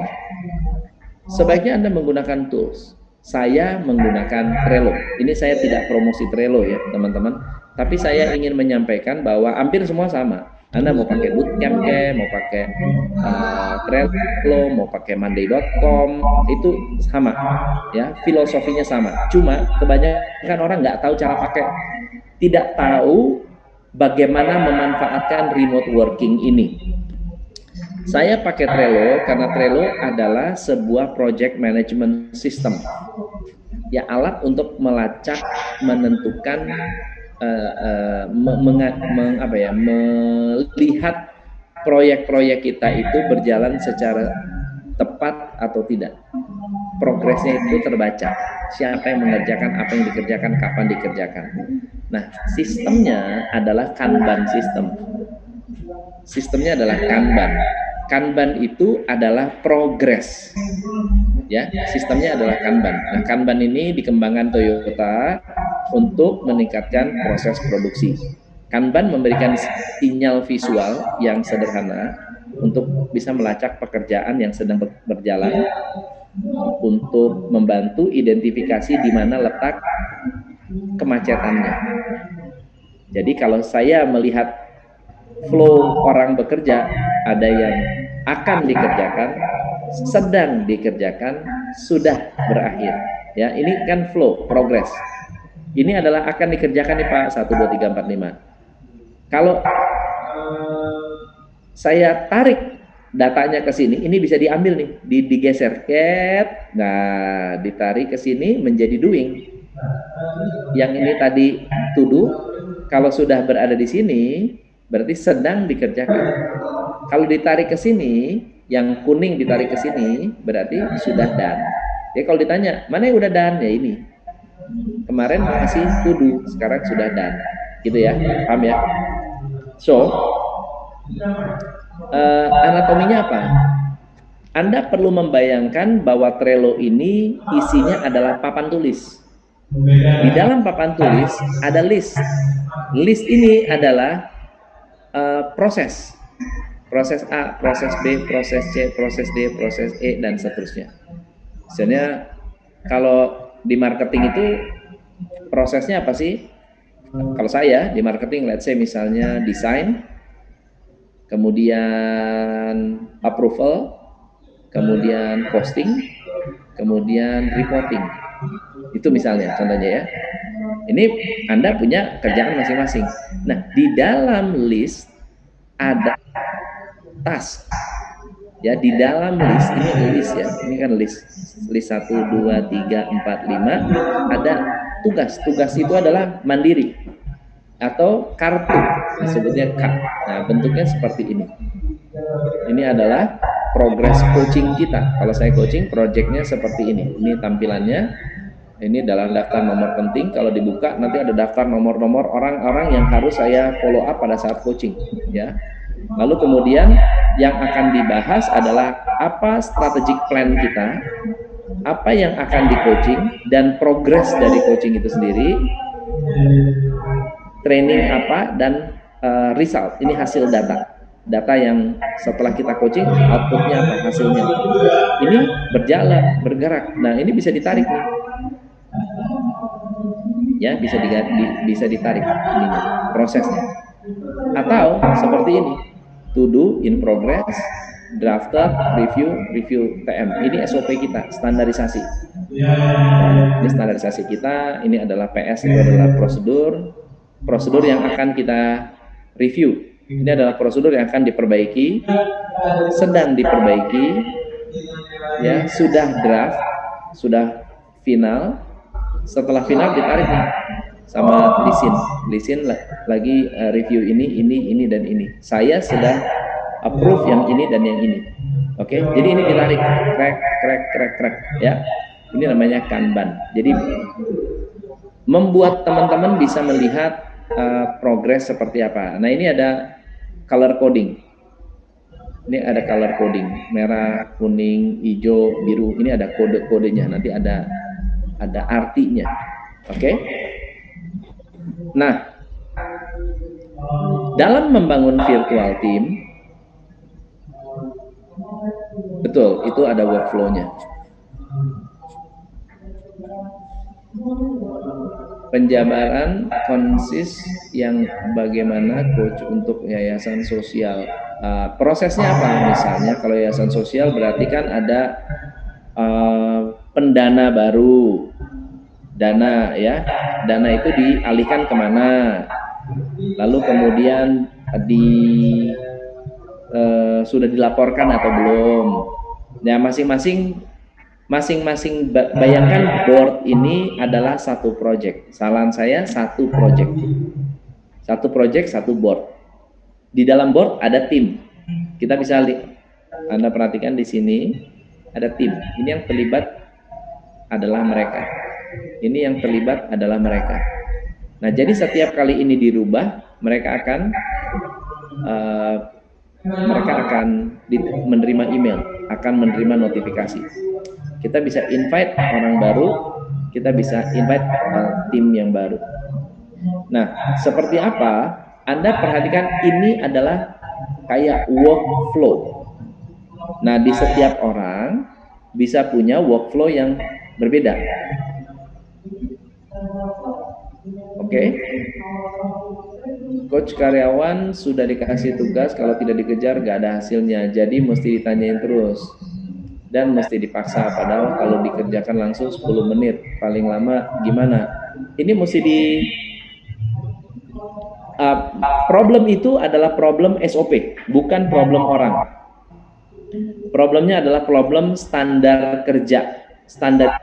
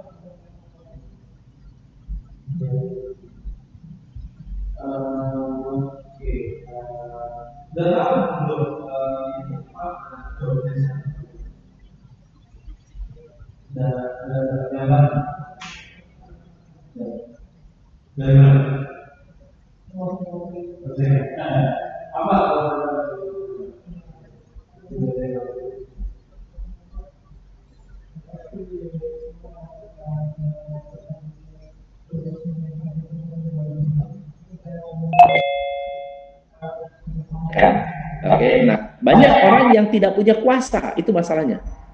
Nggak punya kuasa. Jadi hanya bisa mengeluh, atasannya nggak lihat itu problem. Pernah nggak? Anda bilang ini problem, tapi istri Anda bilang, enggak, itu nggak masalah. Atau istri Anda bilang, aduh gila Pak, ini problem. Anda bilang, masa sih itu problem, itu nggak masalah, gitu ya. Supaya tidak terjadi miss seperti itu, mau nggak mau harus ada komunikasi, gitu ya. Coach, usaha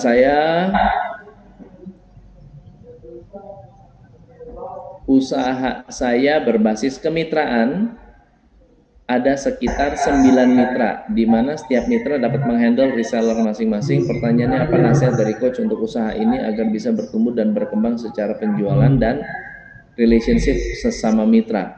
Saran saya, desain sebuah sistem supaya komunikasi ini bisa terjalin dengan lebih baik. Nah, sistemasi ini membantu kita supaya satu, bisa menambah jumlah customer. Jadi sistem apa yang bisa didesain untuk menambah jumlah customer? Yang kedua adalah sistem untuk berkomunikasi antar mitra, supaya mitra bisa saling belajar. Kalau culture-nya mau dibangun seperti itu juga bagian dari team building. Coach, bagaimana menghadapi tim baper tadi sempat tertunda? Oke. Tim yang baper, orang yang baper perlu ditahu. Kalau saya akan ajak dia berbicara tentang masa kecil. Mesti bicara tentang masa kecil. Masa kecil dia kenapa? Didikan rumahnya bagaimana? Ayahnya seperti apa? Ibunya seperti apa? Dia dididik oleh orang tua langsung atau tidak? Bapernya dia, semua orang baper, nama psikologisnya projection, memproyeksikan. Contohnya begini. Saya ketemu sama Pak Bagus, saya ingat guru killer saya. Saya ngelihat Pak Bagus nih, saya ingat guru killer saya. Orangnya hitam, kemudian setiap kali ketemu guru killer tadi, saya langsung down, depresi, dan ketakutan, gemeteran. Jadi ketemu Pak Bagus orangnya sangat baik, orangnya menarik, baik hati, niatnya tulus. Saya tiba-tiba takut sama Bapak. Gak ada urusan loh Pak. Itu namanya proyeksi. Saya memproyeksikan orang lain ke orang lain. Nah, baper adalah akibat dia memproyeksikan sesuatu dari dirinya, dari masa lalunya kepada orang yang dia ajak bicara. Misalnya contohnya gini, oke? Saya kena trauma dulu, ditolak berkali-kali sama perempuan. Baper nggak tuh? Baper. Tiba-tiba saya punya rekan kerja menyinggung sesuatu yang dia nggak sadar bahwa itu membuat saya baper. Misalnya contohnya gini, gini deh, nggak usah menyinggung yang luar biasa, cuma begini aja, bercandanya begini. Bapak sekarang pegang komputer udah jago nih, cuma begitu doang. Oke? Kita langsung tersinggung dan merasa itu adalah sebuah penghinaan, ya, penghinaan. Karena kata-kata itu pernah digunakan oleh mantan pacarnya yang menolak dia. Bapernya terjadi, tapi bukan bapernya yang diselesaikan. Diselesaikan kenapa dia baper? Dia melihat diri dia sebagai apa, seperti siapa. Paham ya? So, remote team, teman-teman,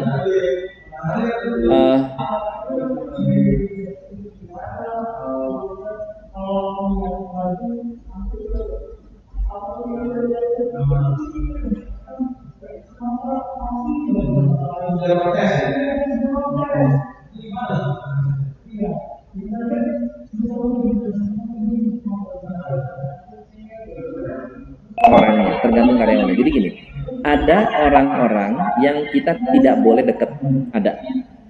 Ada itu. Kalau Anda belajar tentang leadership, itu salah satu bagian dari leadership. Jadi ada orang-orang yang tidak boleh terlalu dideketin. Orang-orang yang kayak apa? Orang-orang yang nggak mau kerja dan tidak berprestasi. Mereka hanya boleh berkomunikasi. Kita hanya boleh berkomunikasi dengan mereka sebatas memberikan tugas. Tugas lu gini, tugas lu gini, tugas lu gini, tugas lu. Jangan dekat. Oke? Tapi ada orang yang harus dekat dulu, baru bisa komunikasi, baru bisa kasih tugas. Ada orang yang pokoknya jangan dekat, jangan ngasih tugas. Itu orang yang udah mandiri, gitu. Jadi memang ada orang yang boleh, ada yang tidak boleh. Bagus.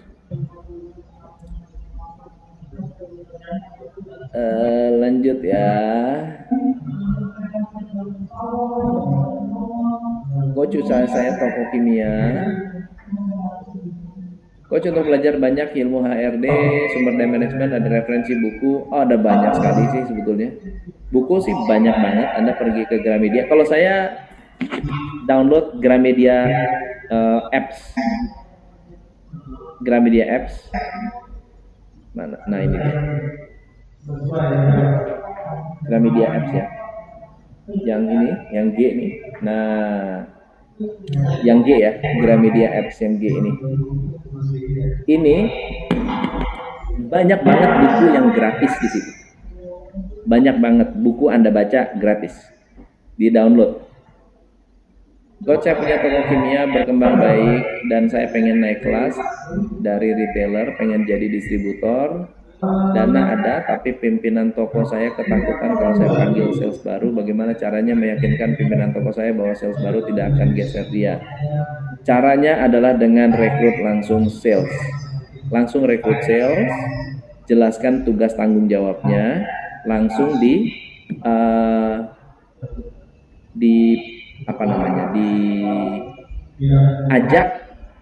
diskusi bareng pimpinannya. Jadi langsung langsung praktek, langsung jalanin aja. Jadi dia akan rasa, karena ketakutan aja dia khawatir, padahal sebetulnya kan nggak ada.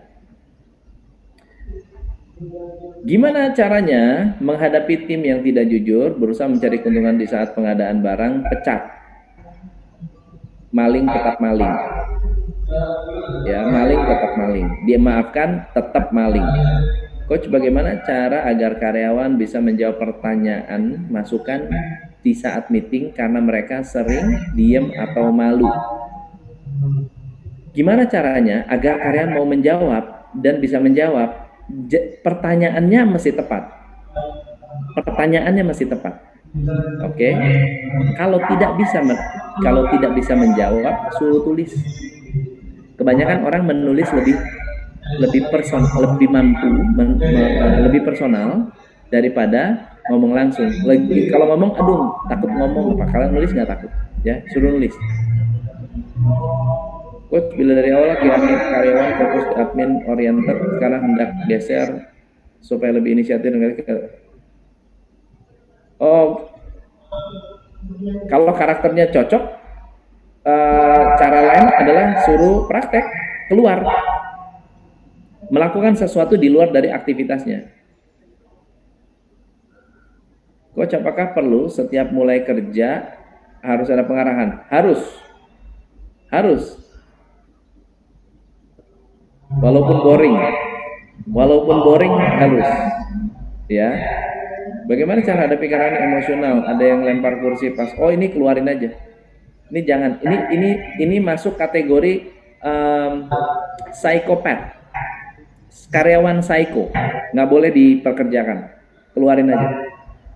Bagaimana menghadapi orang yang tidak bisa dikasih tahu dalam arti merasa yang dikerjakan sudah benar?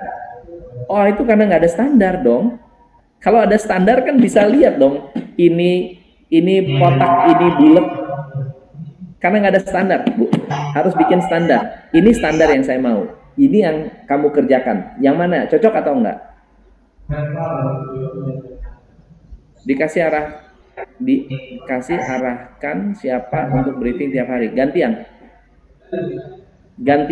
memimpin briefing dari setiap tim. Lalu kemudian masing-masing bukan memberikan arahan, tapi menyampaikan rencana kerjanya. Bukan dikasih arahan ya. Masing-masing harus menyampaikan rencana kerja. Pasti beda-beda dong tiap hari. Nggak mungkin, kalau sama terus berarti nggak kerja. Oke, virtual team. Ke depan akan terjadi WFH lebih banyak lagi ya. Saran saya sebelum WFH, kumpulin dulu karyawan Anda, perjelas tugas tanggung jawab, perjelas proses, bukan hanya tujuan dan peranan, tapi tugasnya apa.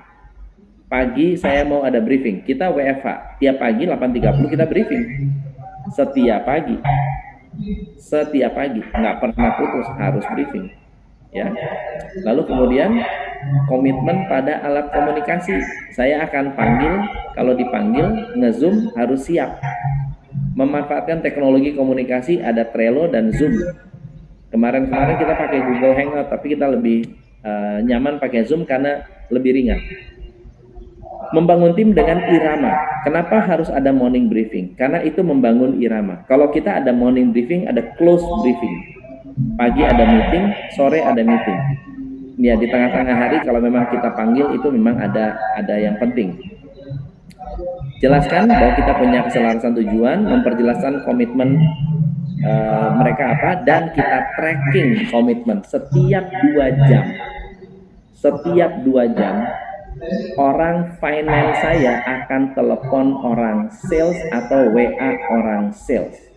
Oke? Hari ini lu udah dapat order belum? Oh belum. 2 jam lagi ditanya, hari ini udah ada order belum? Oh belum.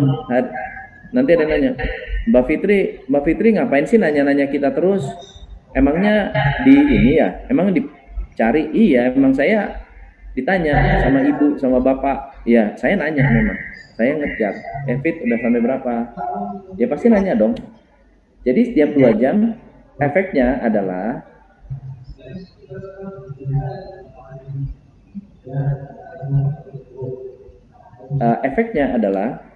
membangun kesadaran terus-menerus. Oke, ini ada pertanyaan coach tadi di webinar, ada yang belum dijawab. Bagaimana cara menentukan brand type? Untuk menentukan brand type, Anda perlu menentukan customer segmen Anda siapa dan culture Anda bagaimana. Culture kita dicocokkan dengan customer maunya apa, baru ketemu brand type-nya. Misalnya kita ramah, profesional, lalu kemudian customer maunya service, ya berarti brand type kita harus service gitu. Oke. Dari karakter owner, kebutuhan pasar, idealisme, atau kita bagaimana? Tips memilih yang tadi, pilih cocokkan antara customer dengan internal, eksternal dan internal. Internal kita itu budaya kerja, eksternal kita maunya customer. Ini dicocokkan ketemu brand type. Memupuk kepemimpinan bersama. Nah, jadi gini, virtual team itu benar-benar harus memiliki sense of leadership. Semua orang harus mampu memimpin diri mereka sendiri. Oke? Kalau mereka memimpin diri mereka sendiri, mereka harus membangun kapasitas, kemampuan, karakter untuk bisa tanpa dilihat mereka bekerja, tanpa dipaksa mereka menjalankan, tanpa harus ditanyain terus-terus, mereka sudah inisiatif melaporkan. Ini salah satu manfaat dari work from home. Oke? Dan jangan lupa, Anda perlu ada kontak one on one. Saya di tengah jalan, di tengah hari biasanya ada telepon satu karyawan, telepon karyawan lain, dicek. Kita kayak apa ya? Check up. Lo gimana? Ayo oke, lo bisa kerja nggak? Sinyal oke nggak? Ya, dan seterusnya. Oke? Good.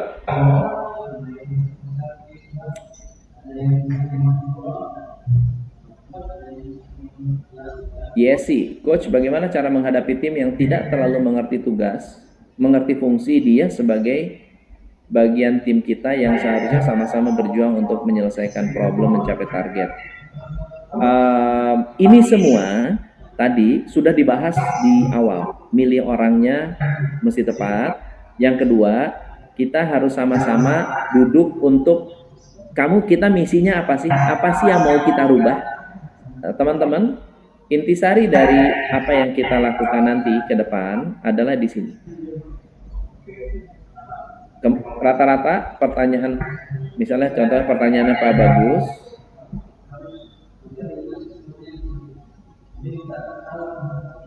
saya kembali ke sini ya teman-teman ya. Ya, coach, saya punya tim yang mendevelop lokal tool, sudah pakai berjalan dengan baik, kantor pusat invest new tool, minta agar menghadap lokal tool yang sudah ada. Bagaimana cara meyakinkan agar proses transfer knowledge lancar tanpa ada khawatir untuk digantikan human to machine? Ini harus hati ke hati. Ini harus dari hati ke hati ngobrolnya, dan ada project. Kenapa penting untuk desain project? Karena project membuat orang menjadi lebih transparan. Oke? Coach mohon tips membangun employee engagement. 4 langkah membangun kesadaran ini akan melahirkan employee engagement. Bentar ya, Fitri Edi, bagaimana cara mengontrol supaya karyawan rekrut sebagai guru di salon saya bisa mengajar dengan baik sesuai standar tanpa pelit ilmu, karena banyak guru salon ngajarnya seadanya. Ini harus dikasih standar, Standarnya adalah target kita, anak ini bisa kayak apa. Anak saya latihan tinju nih. Kalau guru-gurunya pelit ilmu, kita nggak tahu. Tapi saya kasih target sama gurunya. Saya mau anak saya bisa mengerti jab, strike, hook, uppercut. Oke? Dan dia bisa menghindar. Kalau dipukul bisa menghindar. Saya mau itu. Itu standar yang kita tentukan. Guru harus ajarkan sampai seperti itu. Kalau enggak begitu, enggak berhasil. Standar itu kita gambarin. Oh, kalau saya mau anak saya bisa nendang. Saya mau anak saya bisa nendang. Kalau nggak bisa nendang, kamu belum ngajarin. Jadi itu target, bukan goal ya. Itu target. Tentuin targetnya, arahnya ke situ. Dia harus bisa memenuhi target itu, karena dia harusnya punya kemampuan. Kalau dia tidak punya kemampuan, berarti nggak cocok untuk menjadi guru, begitu ya. Transfer knowledge. Jika ingin mengubah culture sebuah perusahaan dengan tim yang kecil, apakah mulai dari atas? Harus dari atas, turun ke bawah. Mulai dari atas, turun ke bawah. Very good. So, teman-teman, waktu kita habis. Siapa yang belajar sesuatu hari ini, say yes? Siapa yang belajar sesuatu hari ini, say yes? Oke. Saya minta waktu 5 menit untuk mengumumkan tentang workshop berikutnya. Workshop berikutnya kita bahas tentang Mastering the Art of Communication, tanggal 23 dan 24 September. Di sini eventnya jam 2 siang sampai jam 5 sore. Anda akan menguasai ilmu tentang communication hack. Ini saya akan ajarkan Anda tentang mind control. Ini language pattern, belajar tentang language pattern, belajar cara membangun engaging conversation. Jadi masalah-masalah, karyawan saya nggak mau ngomong, itu akan terbuka di sini. Kita belajar non-verbal communication. Kita akan belajar tentang closing technique. Ini ada hubungannya dengan jualan, gitu ya. Closing technique itu apa? Compatibility mode, the art of presentation. Jadi kita belajar cara presentasi dan bagaimana cara mempengaruhi orang. Bagaimana membuat orang asing menjadi teman. Banyak tim kita, walaupun dia adalah teman, sebenarnya dia masih orang asing. Oke? Anda bisa daftar ke 0811595979. Lalu di paginya ada sales fundamental. Saran saya ini adalah anak-anak penjualan. Tim penjualan Anda hadirkan di sini untuk belajar high impact sales attitude. Ini day 1, day 2 tentang closing technique. Nah, kalau yang di komunikasi, closing tekniknya lebih kepada compatibility. Compatibility gini, kalau saya ngomong sama anak, saya harus bisa kayak anak. Kalau saya ngomong sama presiden, saya harus bisa bergaya seperti presiden. Kalau saya berbicara kepada pengusaha, saya harus bisa seperti pengusaha. Ini namanya compatibility mode. Sementara di selling lebih banyak ke elevator pitch. Kalau ada orang tanya, kamu bisnisnya apa? Kita punya elevator pitch. Kita belajar tentang power of questions dan negosiasi. Ini bukan closing skills, tapi negotiation skills. Nah, di hari pertama kita banyak membahas tentang attitude, sikap, perilaku, ABC script, bagaimana menggunakan 8 teknik closing. Hari kedua banyak negosiasi, ya, elevator pitch dan seterusnya. Nah, kalau Anda mau daftar, please come and join. Harga normal kita 2,5, per workshop 7,5. Penawaran khusus untuk 2 workshop adalah 1.250.000. Nah, buat teman-teman yang mau daftar, saya coba bullying ya. Silakan. Yang mau daftar di Art of Communication siapa? Yang mau selling fundamental siapa? Kalau enggak, nanti tim kita akan mengumumkan di grup Ya, Anda juga bisa sampaikan di grup. Nanti saya akan buat listnya di grup. Siapa yang mau ikut Art of Communication, siapa yang mau selling, siapa yang mau dua-duanya. Saran saya dua-duanya. Ya, saran saya dua-duanya. Anda akan banyak sekali belajar dari dua workshop ini. Very good. Ini adalah nomornya pendaftaran 0811 59 5979. Silakan register di sini atau nanti tim kita akan mengumumkan ke teman-teman masing-masing. Oke? Thank you so much kawan-kawan yang sudah hadir. Sekali lagi terima kasih banyak. Anda sudah sharing, sudah bertanya, sudah banyak memberikan feedback dan masukan. Dan ini akan menjadi sebuah sebuah ilmu yang Anda boleh pakai terus-terusan. Ingat ya, fundamental dari tim tujuannya jualan. Tapi kalau saya bisa bangun tim, nggak bisa jualan, berarti yang salah adalah selling skill-nya. Untuk bisa membangun tim, fondasinya adalah ilmu komunikasi. Nggak pernah salah. Kalau belajar komunikasi itu nggak pernah salah. Banyak orang yang bilang begini, Warren Buffett bilang, kalau saya ditanya, ilmu apa yang paling penting untuk saya pelajari? Komunikasi. Karena tidak ada satupun pekerjaan yang tidak membutuhkan komunikasi. Begitu. So, sekali lagi, thank you so much, teman-teman. Saya pamit undur diri. Ya. Oh ya, buat teman-teman, ini tidak ada recording, tapi buat Anda yang ingin mendapatkan recording, Anda bisa minta ke sales dengan membayar Rp150.000 saja, ya, untuk mengganti karena kita pakai platform untuk post videonya. Ada platform untuk post videonya, kita harus membayar fee di sana. Oke, thank you so much. Again, thank you so much buat yang mau recordingnya, info sales kita, nanti mereka akan, Anda tinggal bayar 150 untuk servernya, lalu kemudian nanti Anda bisa dapat recordingnya. Thank you, sampai ketemu next time. Saya Tom MC Ifle, salam pencerahan. Oke, thank you. Thank you semuanya. Bye-bye. Foto dulu.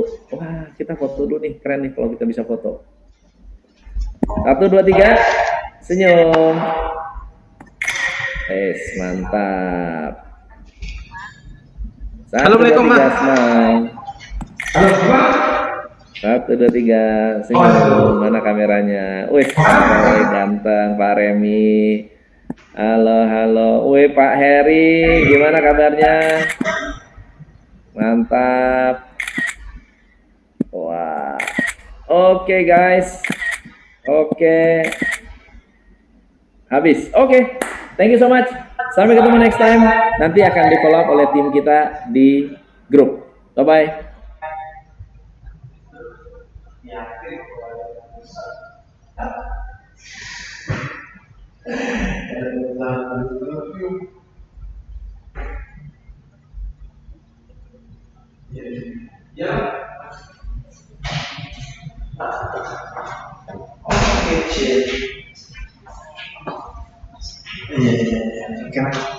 Oke.